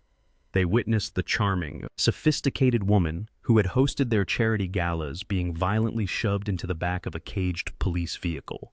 They watched the polite, aspiring architect who had attended their summer barbecues being hauled away as a desperate criminal. The ironclad doors of the police cruisers slammed shut with a heavy metallic finality. Ryan and the woman who called herself Cynthia were completely isolated in the back seats, separated by bulletproof glass and staring at a future devoid of wealth or freedom. They had tried to turn my home into a slaughterhouse, and they were leaving it as federal inmates. I stood tall on the top step of my porch, projecting the image of a man completely in control of his domain. I had successfully excised the deadly rot from my family tree. The lead detective gave me a brief, respectful nod before climbing into the passenger seat of the primary squad car. The caravan of heavily armored police vehicles shifted into gear, their tires crunching loudly against the gravel of my expansive circular driveway. The deafening sirens wailed into the night, growing steadily fainter as they sped away toward the downtown precinct. The flashing emergency lights faded from the surrounding houses, leaving the street bathed in the soft, yellow glow of the standard municipal street lamps. I let out a long, slow breath, feeling the crushing weight of the past 6 months finally begin to lift from my weary shoulders. My daughter was safely secured in a private clinic, and her attackers were locked in federal custody. I turned around to head back inside the quiet estate, ready to pour myself a stiff glass of scotch and prepare for the ensuing legal battles. However, before I could reach the heavy brass handle of my front door, the deep, rumbling growl of a heavy engine shattered the newfound peace. An unmarked matte black SUV turned sharply off the main road and accelerated aggressively down my private driveway. It skidded to a violent halt right at the edge of my front steps. The syndicate enforcers had arrived. The heavy doors of the matte black SUV swung open simultaneously, disrupting the fragile quiet that had just settled over my driveway. 4 men stepped out into the freezing Chicago air. They did not look like the polished corporate sharks I dealt with in downtown boardrooms. These men were blunt instruments of violence. They wore dark leather jackets and moved with the arrogant swagger of predators accustomed to terrifying people into immediate submission. They were the underground syndicate enforcers dispatched specifically to collect the massive $300,000 gambling debt my son-in-law had foolishly accrued. The leader of the group, a towering man with a thick scar cutting across his jawline, slammed the door shut and locked his eyes directly on me.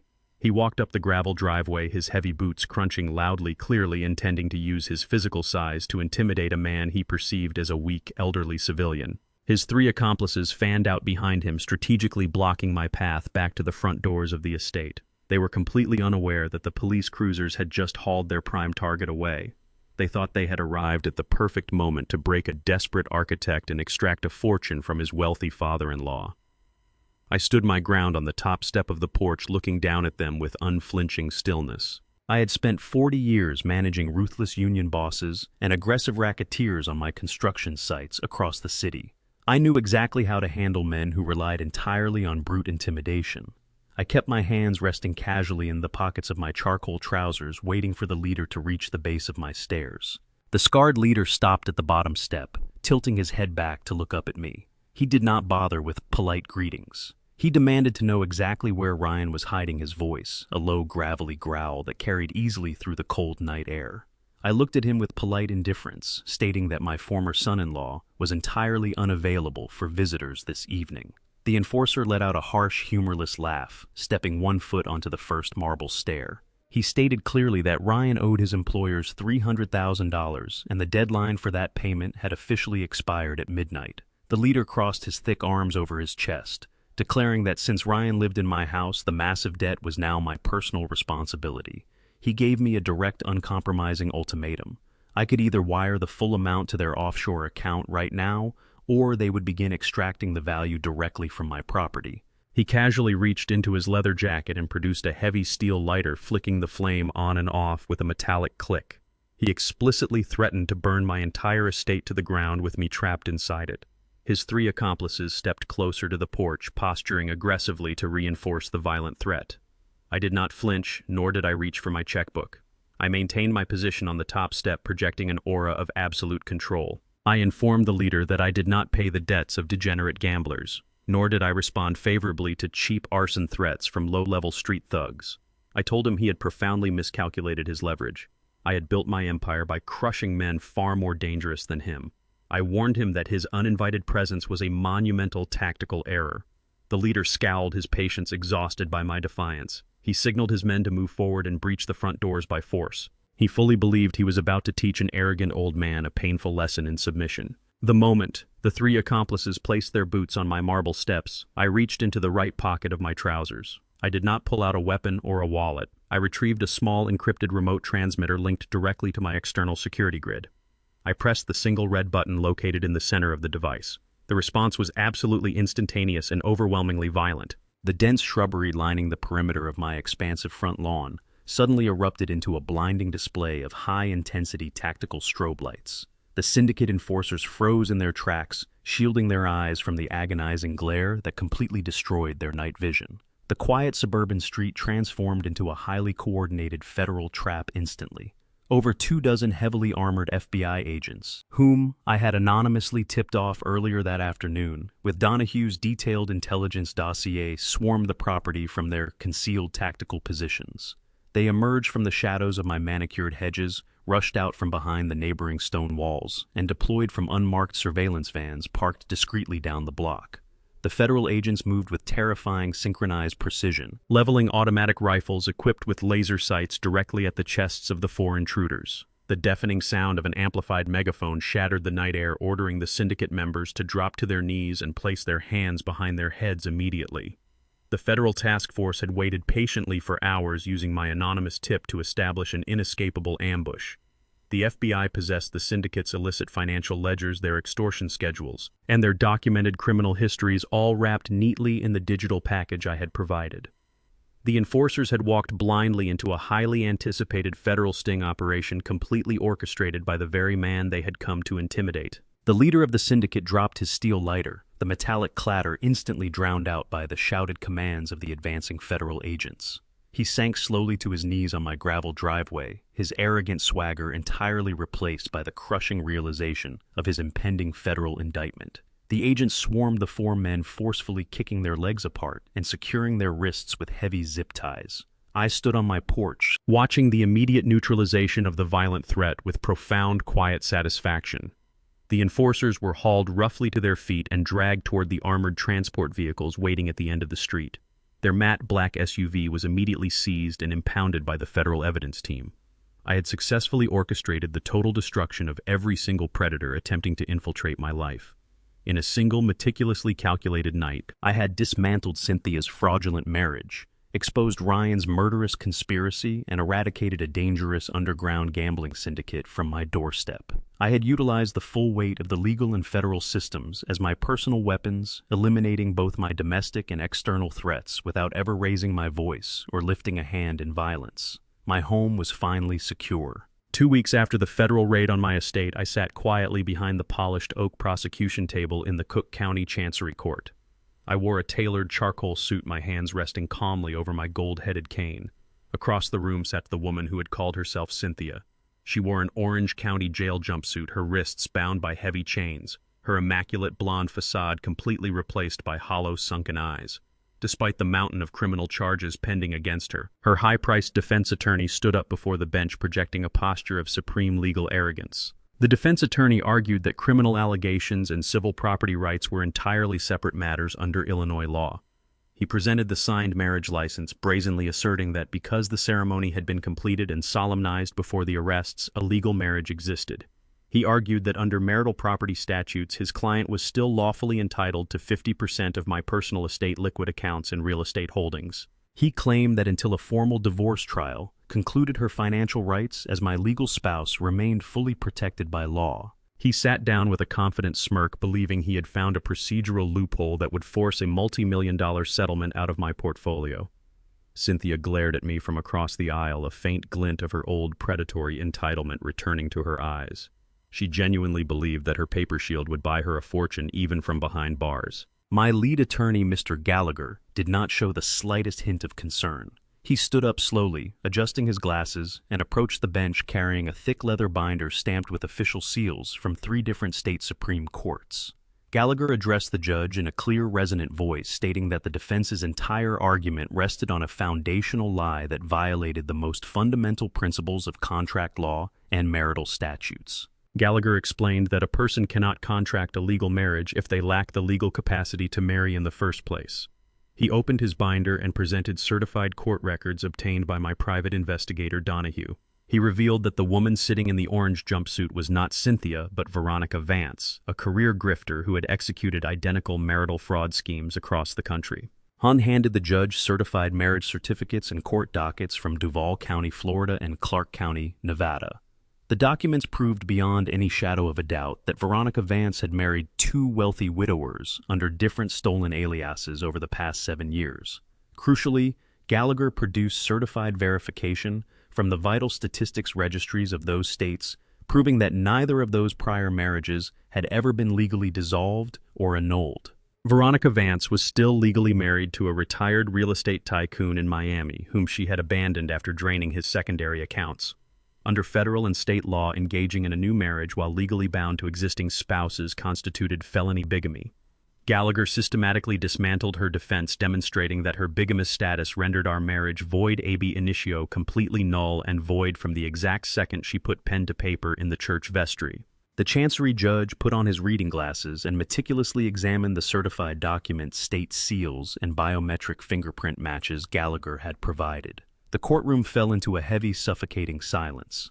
Cynthia's defense attorney turned pale, frantically flipping through his own notes, completely unable to refute the official state records proving his client's active bigamy. The judge lowered his papers and looked down at the defendant with cold, unyielding disdain. He stated that in his 30 years on the bench, he had rarely witnessed such a blatant criminal abuse of the marital institution. He declared that because the marriage was bigamous and contracted under a fraudulent identity, it held 0 legal validity from its inception. The judge issued an immediate summary order of total annulment. He ruled that Veronica Vance possessed absolutely no legal standing, no marital rights, and 0 claim to any portion of my $60 million estate, corporate trust, or personal property. Furthermore, he ordered every asset she had attempted to touch or freeze to be completely restored to my sole unencumbered ownership. He immediately remanded her back to federal custody without bail to await trial for felony bigamy, wire fraud, and attempted murder. Cynthia, or rather, Veronica Vance, collapsed over the defense table, letting out a ragged, desperate sob as her final financial scheme disintegrated into dust.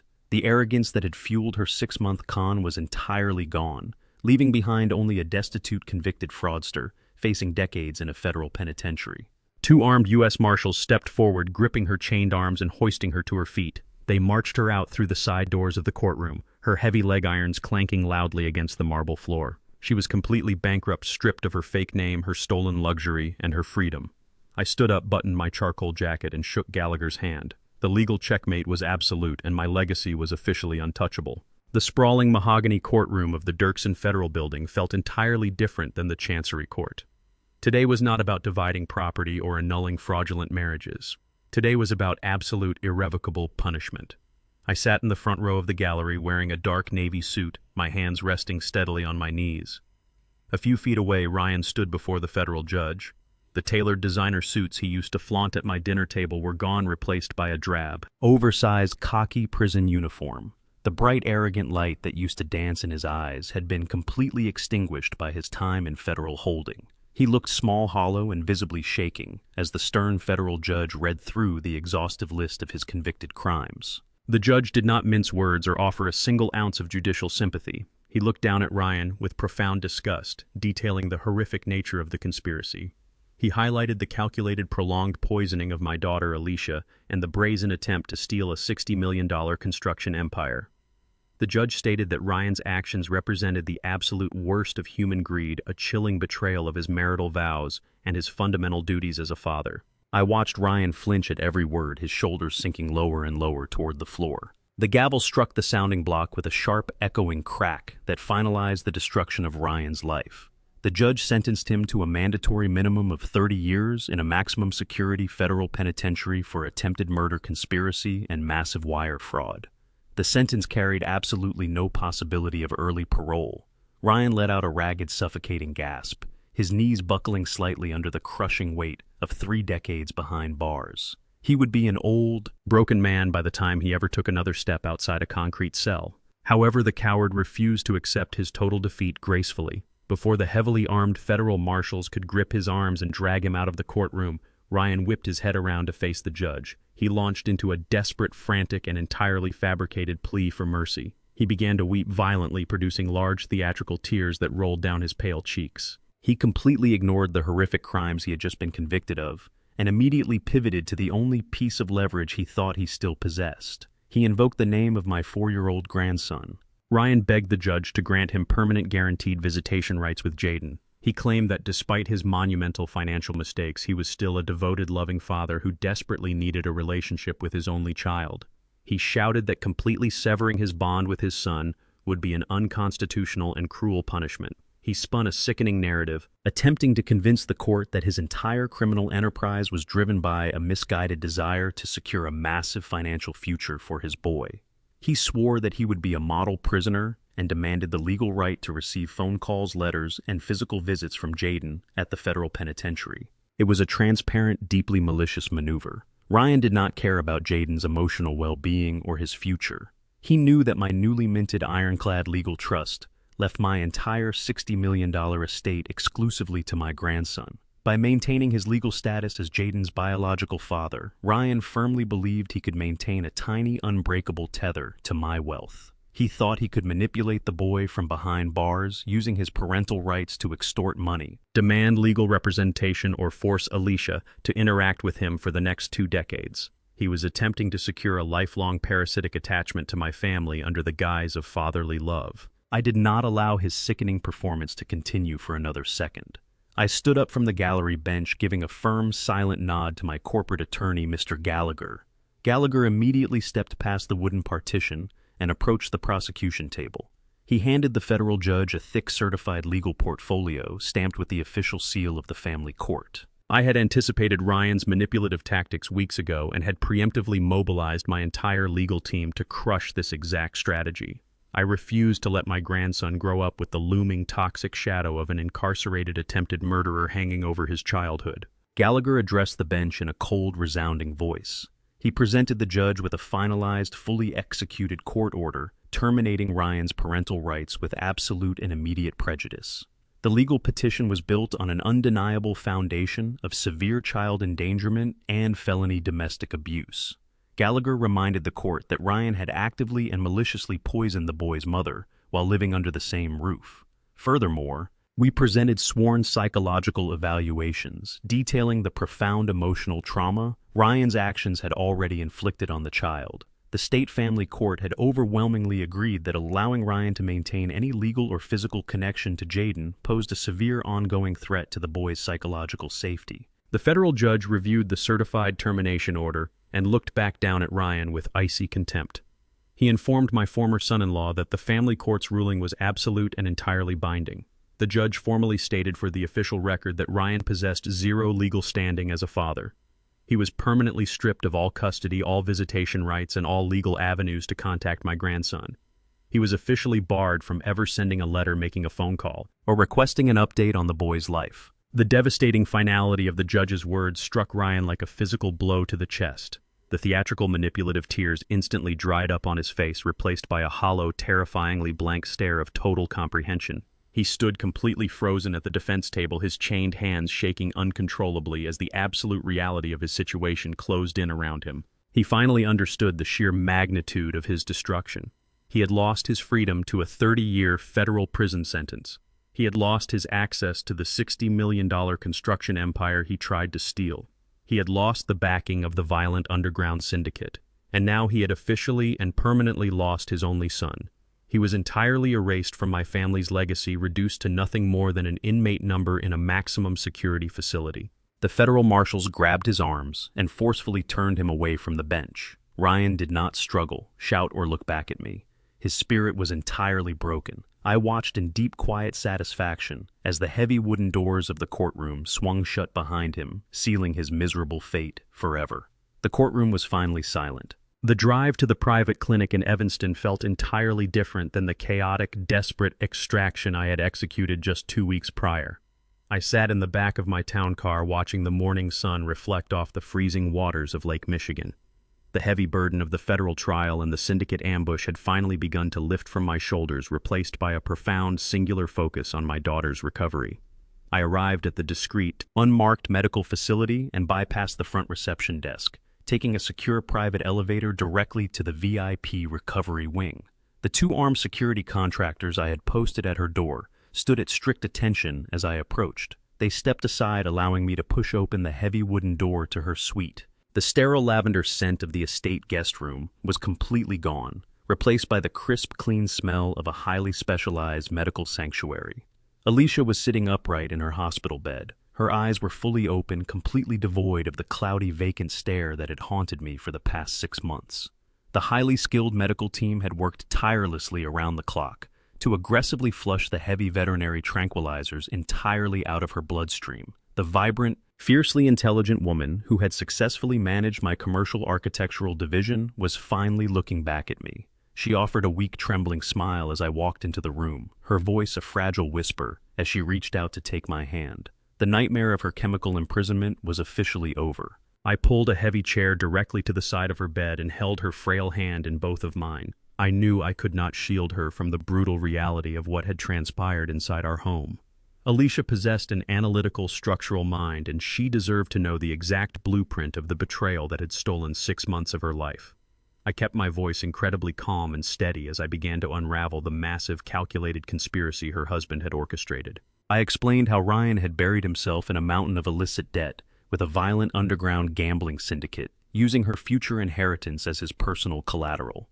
I detailed how he had partnered with the woman calling herself Cynthia, a seasoned federal grifter who had targeted my wealth to secure a massive payout for both of them. I watched her process the devastating information, her brown eyes widening as the terrifying pieces of her missing memory finally clicked into place. I told her about the forged power of attorney, the blocked $12 million wire transfer, and the lethal veterinary tranquilizer Ryan had personally injected into her intravenous line. I did not soften the blow when I revealed that their ultimate endgame was to stage a tragic medical failure for her and a fatal drunken accident for me. Alicia squeezed my hand tightly, her knuckles turning white against my skin. The heavy medication had clouded her memory of the initial incident, leaving her with a vague, confusing narrative that Ryan had fed her and the doctors. I gently guided her through the sequence of events leading up to her paralysis. The horrifying realization struck her with the blunt force of a falling steel beam. Her devastating plunge down the steep back staircase of the estate had not been a clumsy accident or a dizzy spell as Ryan had claimed. It was a deliberate, violent push from the man who had sworn to protect her. Ryan had intentionally shattered her spine to render her entirely dependent, setting the stage for Cynthia to infiltrate the house as a devoted caretaker. He had physically broken his own wife to construct a flawless cover story for his financial extortion. The sheer magnitude of his monstrous cruelty hung heavy in the silent hospital room, a dark truth that would forever alter the trajectory of her life. I braced myself for the massive emotional collapse, fully expecting the devastating weight of her husband's betrayal to crush her newly restored spirit. I kept my grip on her hand firm, ready to offer whatever comfort she needed to weather the impending storm of tears. But the tears never came. Alicia did not break down, sob, or ask why a man she loved could commit such unspeakable atrocities. Instead, a cold, unmistakable fire ignited behind her eyes. She inherited the exact same relentless, uncompromising grit that had allowed me to build a commercial construction empire from a single rusted backhoe. The fragile, bedridden victim completely vanished, instantly replaced by a formidable woman calculating her own path to total retribution. She took a deep, steadying breath and looked at me with an expression of pure, unadulterated resolve. She declared that surviving the fall and the poison was not enough. She wanted to actively participate in the total systemic annihilation of the man who had tried to bury her alive. I informed her that while Ryan was already facing 30 years in a federal penitentiary for the criminal charges, my legal team was preparing a massive wave of civil litigation to completely dismantle any remaining assets or future financial prospects he might ever hope to possess. Alicia did not hesitate for a single second. She vowed to take the stand in every single upcoming civil suit.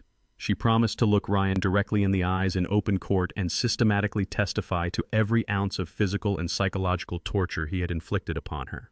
She was determined to ensure his name became synonymous with absolute ruin, transforming her profound trauma into a lethal legal weapon. The oppressive shadow that had suffocated our family for the past 6 months was finally permanently broken. I looked at my daughter feeling an overwhelming surge of pride that entirely eclipsed the dark, violent chaos we had just survived. They had fundamentally underestimated our bloodline, assuming our wealth made us soft and trusting. They had learned the hard way that our foundation was built on solid steel. I leaned forward and pressed a gentle kiss to her forehead, a quiet promise of unwavering protection for the rest of my days.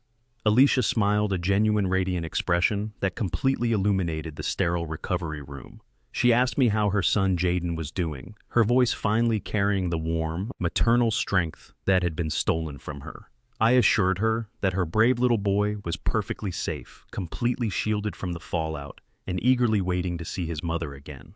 We sat together in the quiet sanctuary of the clinic, no longer simply a father and a daughter. We were two survivors who had successfully navigated a war zone, emerging stronger, sharper, and completely unified against any threat the world could ever throw at us. The panoramic windows of my downtown Chicago office offered an unobstructed view of the skyline I had spent 40 years helping to build. The steel and glass towers stood as monuments to my relentless ambition, but today they felt remarkably distant. I sat behind my massive mahogany desk, staring at a single sheet of pristine legal paper. The relentless adrenaline that had fueled my covert war against Cynthia and Ryan was finally fading, replaced by a profound, sobering clarity. I had successfully defended my family from total annihilation, but the battlefield had permanently altered my perspective on time and legacy. I picked up my heavy gold fountain pen, feeling the familiar, comforting weight of it in my grip. I pressed the nib to the paper and signed my formal resignation as the chief executive officer of the construction empire I had birthed from a single rusted backhoe. I was officially stepping down from the daily operations, relinquishing the microscopic control I had maintained for decades. My board of directors had been stunned by the sudden announcement, assuming the recent federal trial had broken my spirit. They completely misunderstood my motivation. I was not retreating in defeat. I was tactically redeploying my remaining resources. The agonizing months spent watching my daughter suffer in a medically induced coma had brutally highlighted the fragile nature of human life. Every hour I spent arguing over supply chain logistics or municipal zoning permits was an hour stolen from the family I had nearly lost forever. The empire no longer required my constant waking vigilance to thrive, but Alicia and Jaden desperately needed their father and grandfather. I placed the pen down, feeling an immediate physical release of pressure from my shoulders. The transition of corporate power was complete, allowing me to focus entirely on constructing a fortress that no predator could ever breach. The heavy oak door to my office swung open, and Mr. Gallagher walked in carrying a thick leather binder stamped with the official seals of the state. My lead corporate attorney had spent the last 72 hours working directly with elite financial architects to execute my exact, uncompromising demands. He placed the heavy binder onto my desk, flipping it open to reveal the most aggressive, heavily fortified legal trust ever registered in Cook County. I had instructed him to completely dissolve my standard personal portfolio, transferring the entirety of my $60 million wealth into an irrevocable, generation-skipping blind trust. The legal framework was a masterpiece of defensive engineering, designed specifically to repel any future parasites who might attempt to view my bloodline as a lucrative payday. Gallagher pointed to the primary beneficiary clauses explaining the rigorous fail-safes he had integrated into the document. The wealth was secured exclusively for Alicia and Jaden, completely insulated from external access. The trust mandated severe automatic biometric and psychological audits for anyone attempting to petition for fund disbursement outside of standard living expenses. If Alicia ever chose to remarry, her future spouse would be required to sign a draconian prenuptial agreement drafted by my legal team, explicitly waiving any and all claims to the principal capital or the generated interest. Furthermore, Jaden's inheritance was placed on a staggered performance-based release schedule. Hy would receive structured payouts at key milestones of his adult life, ensuring the sudden influx of massive wealth would never corrupt his character or stunt his ambition. Gallagher assured me that even a battalion of highly paid federal litigators could spend the next century fighting in appellate courts and never manage to pierce the corporate veil we had just constructed. I reviewed the complex legal jargon, tracing my finger over the impenetrable clauses that essentially rendered my family financially bulletproof.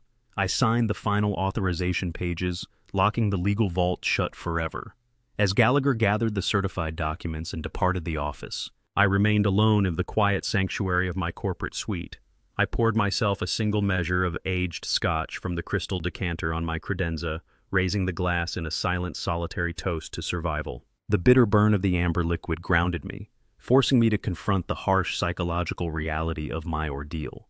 I had spent my entire life believing that my wealth provided an invisible shield over my household, assuming that offering financial security was synonymous with providing physical safety. Cynthia and Ryan had brutally shattered that naive assumption, teaching me a horrific lesson in the true nature of human greed. I had to acknowledge the painful truth that blind, unconditional trust was a dangerous luxury I could simply no longer afford. The predators in this world do not always wear dark masks or break through windows in the dead of night. Sometimes they wear tailored suits, smile warmly at your grandson, and stand right beside you at the altar. They use your own empathy as a weapon, exploiting your desire for companionship to slowly bleed you dry.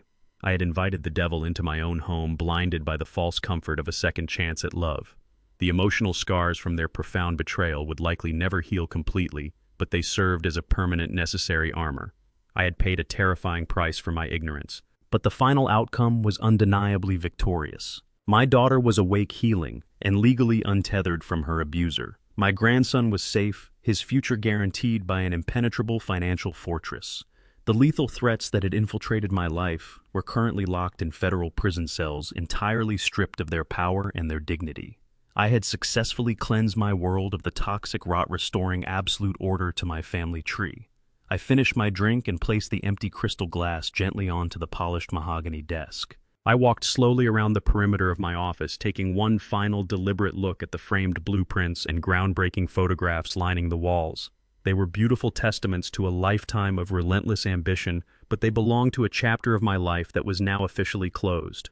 I grabbed my heavy wool overcoat from the brass stand near the entrance and draped it comfortably over my shoulders. I did not feel a single ounce of hesitation or regret as I reached for the brass handle of the heavy wooden door. I turned off the overhead lights, plunging the executive suite into deep, quiet shadows.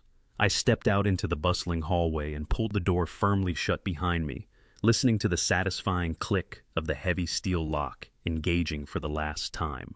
I walked confidently toward the private elevator, leaving the fierce, cutthroat world of corporate warfare completely behind me. I was no longer a CEO defending an empire. I was simply a father and a grandfather, entirely ready to enjoy the profound, hard-fought peace waiting for me at home. The crisp autumn breeze rolling off Lake Michigan carried the scent of fallen leaves through the private park in our North Shore neighborhood. I stood firmly on the soft rubber surface of the playground, feeling the warmth of the afternoon sun soaking into my cashmere sweater. The relentless high-stakes pressure that had defined every waking moment of my life for the past 40 years had completely evaporated. I was no longer a general commanding a corporate army or a father desperately fighting a shadow war inside my own home. I was simply a grandfather enjoying a quiet, perfectly ordinary Tuesday afternoon. The sounds of distant traffic and the gentle rustling of the oak trees created a peaceful symphony I had never allowed myself the time to truly appreciate. I grabbed the heavy metal chains of the playground swing and pulled them back gently, launching my grandson high into the cool autumn air. Jaden let out a loud, joyous shriek, kicking his small sneakers toward the brilliant blue sky. The rhythmic, repetitive motion of pushing the swing felt infinitely more rewarding than signing any multi-million-dollar commercial contract I had ever secured. I watched his small jacket catch the wind, marveling at the simple, profound beauty of a child who was entirely free to just be a child. There were no hidden threats lurking in the corners of this park, and there were no predators waiting to exploit our family trust. A few yards away, my daughter Alicia sat comfortably in her custom motorized wheelchair beneath the shade of a massive elm tree. The devastating pallor that had haunted her features during her chemical imprisonment was entirely gone, replaced by a vibrant, healthy flush. She was wearing a thick wool scarf and holding a steaming cup of tea, watching her son soar through the air with a radiant, unburdened smile. Her spinal injuries still required extensive daily physical therapy, but the world-class medical team at the private clinic was highly optimistic about her long-term mobility. I looked at her bright, intelligent eyes and saw the exact same iron resolve that had built our family legacy. Jaden dragged his sneakers against the soft ground to slow the swing, turning his head to look back at me with a wide, gap-toothed grin. The dark, heavy shadows that used to hide behind his eyes had been completely erased by the overwhelming safety of our new reality. He was no longer the terrified little boy forced to tiptoe through his own home, constantly terrified of the wicked woman pretending to be his grandmother. He did not jump at sudden noises anymore, and he did not lower his voice to a terrified whisper when asking for a glass of water. The severe psychological trauma inflicted by Ryan and Cynthia had been aggressively countered by intense child therapy and a home environment overflowing with absolute security. He was healing beautifully. I looked down at his bright, trusting face and vividly remembered the horrifying moment we shared at the altar just a few months ago. I remembered the violent trembling of his tiny hands as he held that velvet ring pillow, completely paralyzed by the enormous, deadly secret he was carrying. He had been forced to witness his own father conspiring with a serial grifter to slowly execute his mother. He had carried the paralyzing weight of that violent conspiracy entirely on his small shoulders, knowing instinctively that the adults around him were extremely dangerous. He had risked everything to tug on my tuxedo pant leg and hand me the bloody pharmacy receipt. If Jaden had remained silent that day out of fear, Cynthia and Ryan would have successfully completed their lethal timeline. They would have secured the irrevocable transfer of my entire wealth, buried my daughter, and likely pushed me down a flight of stairs before the winter arrived.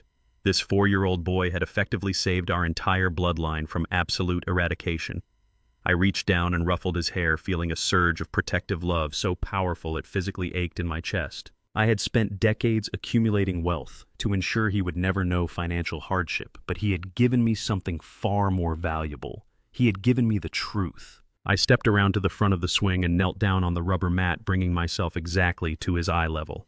I asked him to hold out his hand. He complied instantly, his small palm facing upward with eager, unhesitating trust. I reached deep into the inner pocket of my wool coat and withdrew a small, heavy object wrapped in a piece of soft velvet cloth.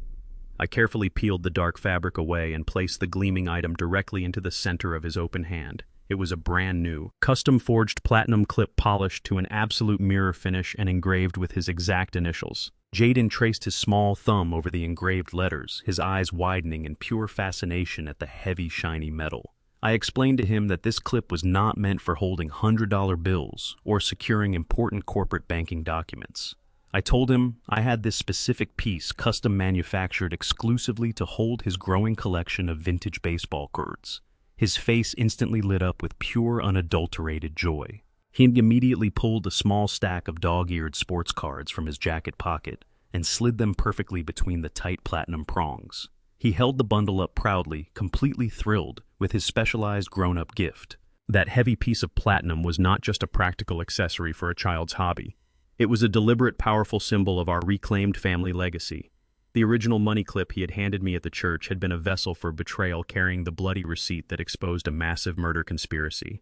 I wanted to permanently overwrite that dark, terrifying memory with something entirely positive and purely innocent. I wanted the cold weight of platinum in his hand to represent absolute safety, unwavering protection, and the unbreakable bond between a grandfather and his grandson. The deadly poison of the past had been completely neutralized forever. I stood back up and looked out past the edge of the quiet park, my gaze settling on the towering, jagged silhouette of the Chicago skyline rising in the distance. I could see the distinct geometric peaks of the commercial high-rises my company had constructed over the past 4 decades. I had spent my entire adult life pouring concrete, laying steel rebar, and ensuring that every single structure could easily withstand the most brutal, unforgiving winds this city could possibly generate. I finally understood that my family was no different than those massive, towering buildings. We had been quietly infiltrated by a creeping, malicious rot that threatened to collapse our entire existence from the inside out. But we did not crumble under the extreme weight of the betrayal. We ruthlessly identified the critical structural failures, systematically cut away the toxic elements, and completely reinforced our load-bearing walls. The predators who tried to dismantle us were permanently locked in federal cages. I walked over to Alicia, resting my hand gently on the back of her wheelchair, as Jaden ran across the grass to show her his newly secured baseball cards. We watched him laugh in the bright afternoon sun, completely free from the shadows that had nearly swallowed us whole. The violent, chaotic storm had finally passed, washing away the dirt and leaving the truth completely exposed. Our foundation was clear of all debris, and it was infinitely stronger than ever before. Trust is a privilege that must be earned daily, never a right granted simply by marriage or association. This ordeal taught me that predators often wear the masks of devoted caretakers, using our deepest vulnerabilities as their primary weapons. True strength does not lie in explosive anger or immediate confrontation. It resides in the silent, disciplined calculation required to dismantle an enemy from the inside out. Protecting your family sometimes demands stepping into the very trap set for you, armed with the undeniable truth. Always verify the intentions of those who stand to gain from your sudden, tragic personal loss. If this story resonated with you, please hit the like button and subscribe to the channel. Share your thoughts in the comments below and let me know how you would handle a betrayal like this.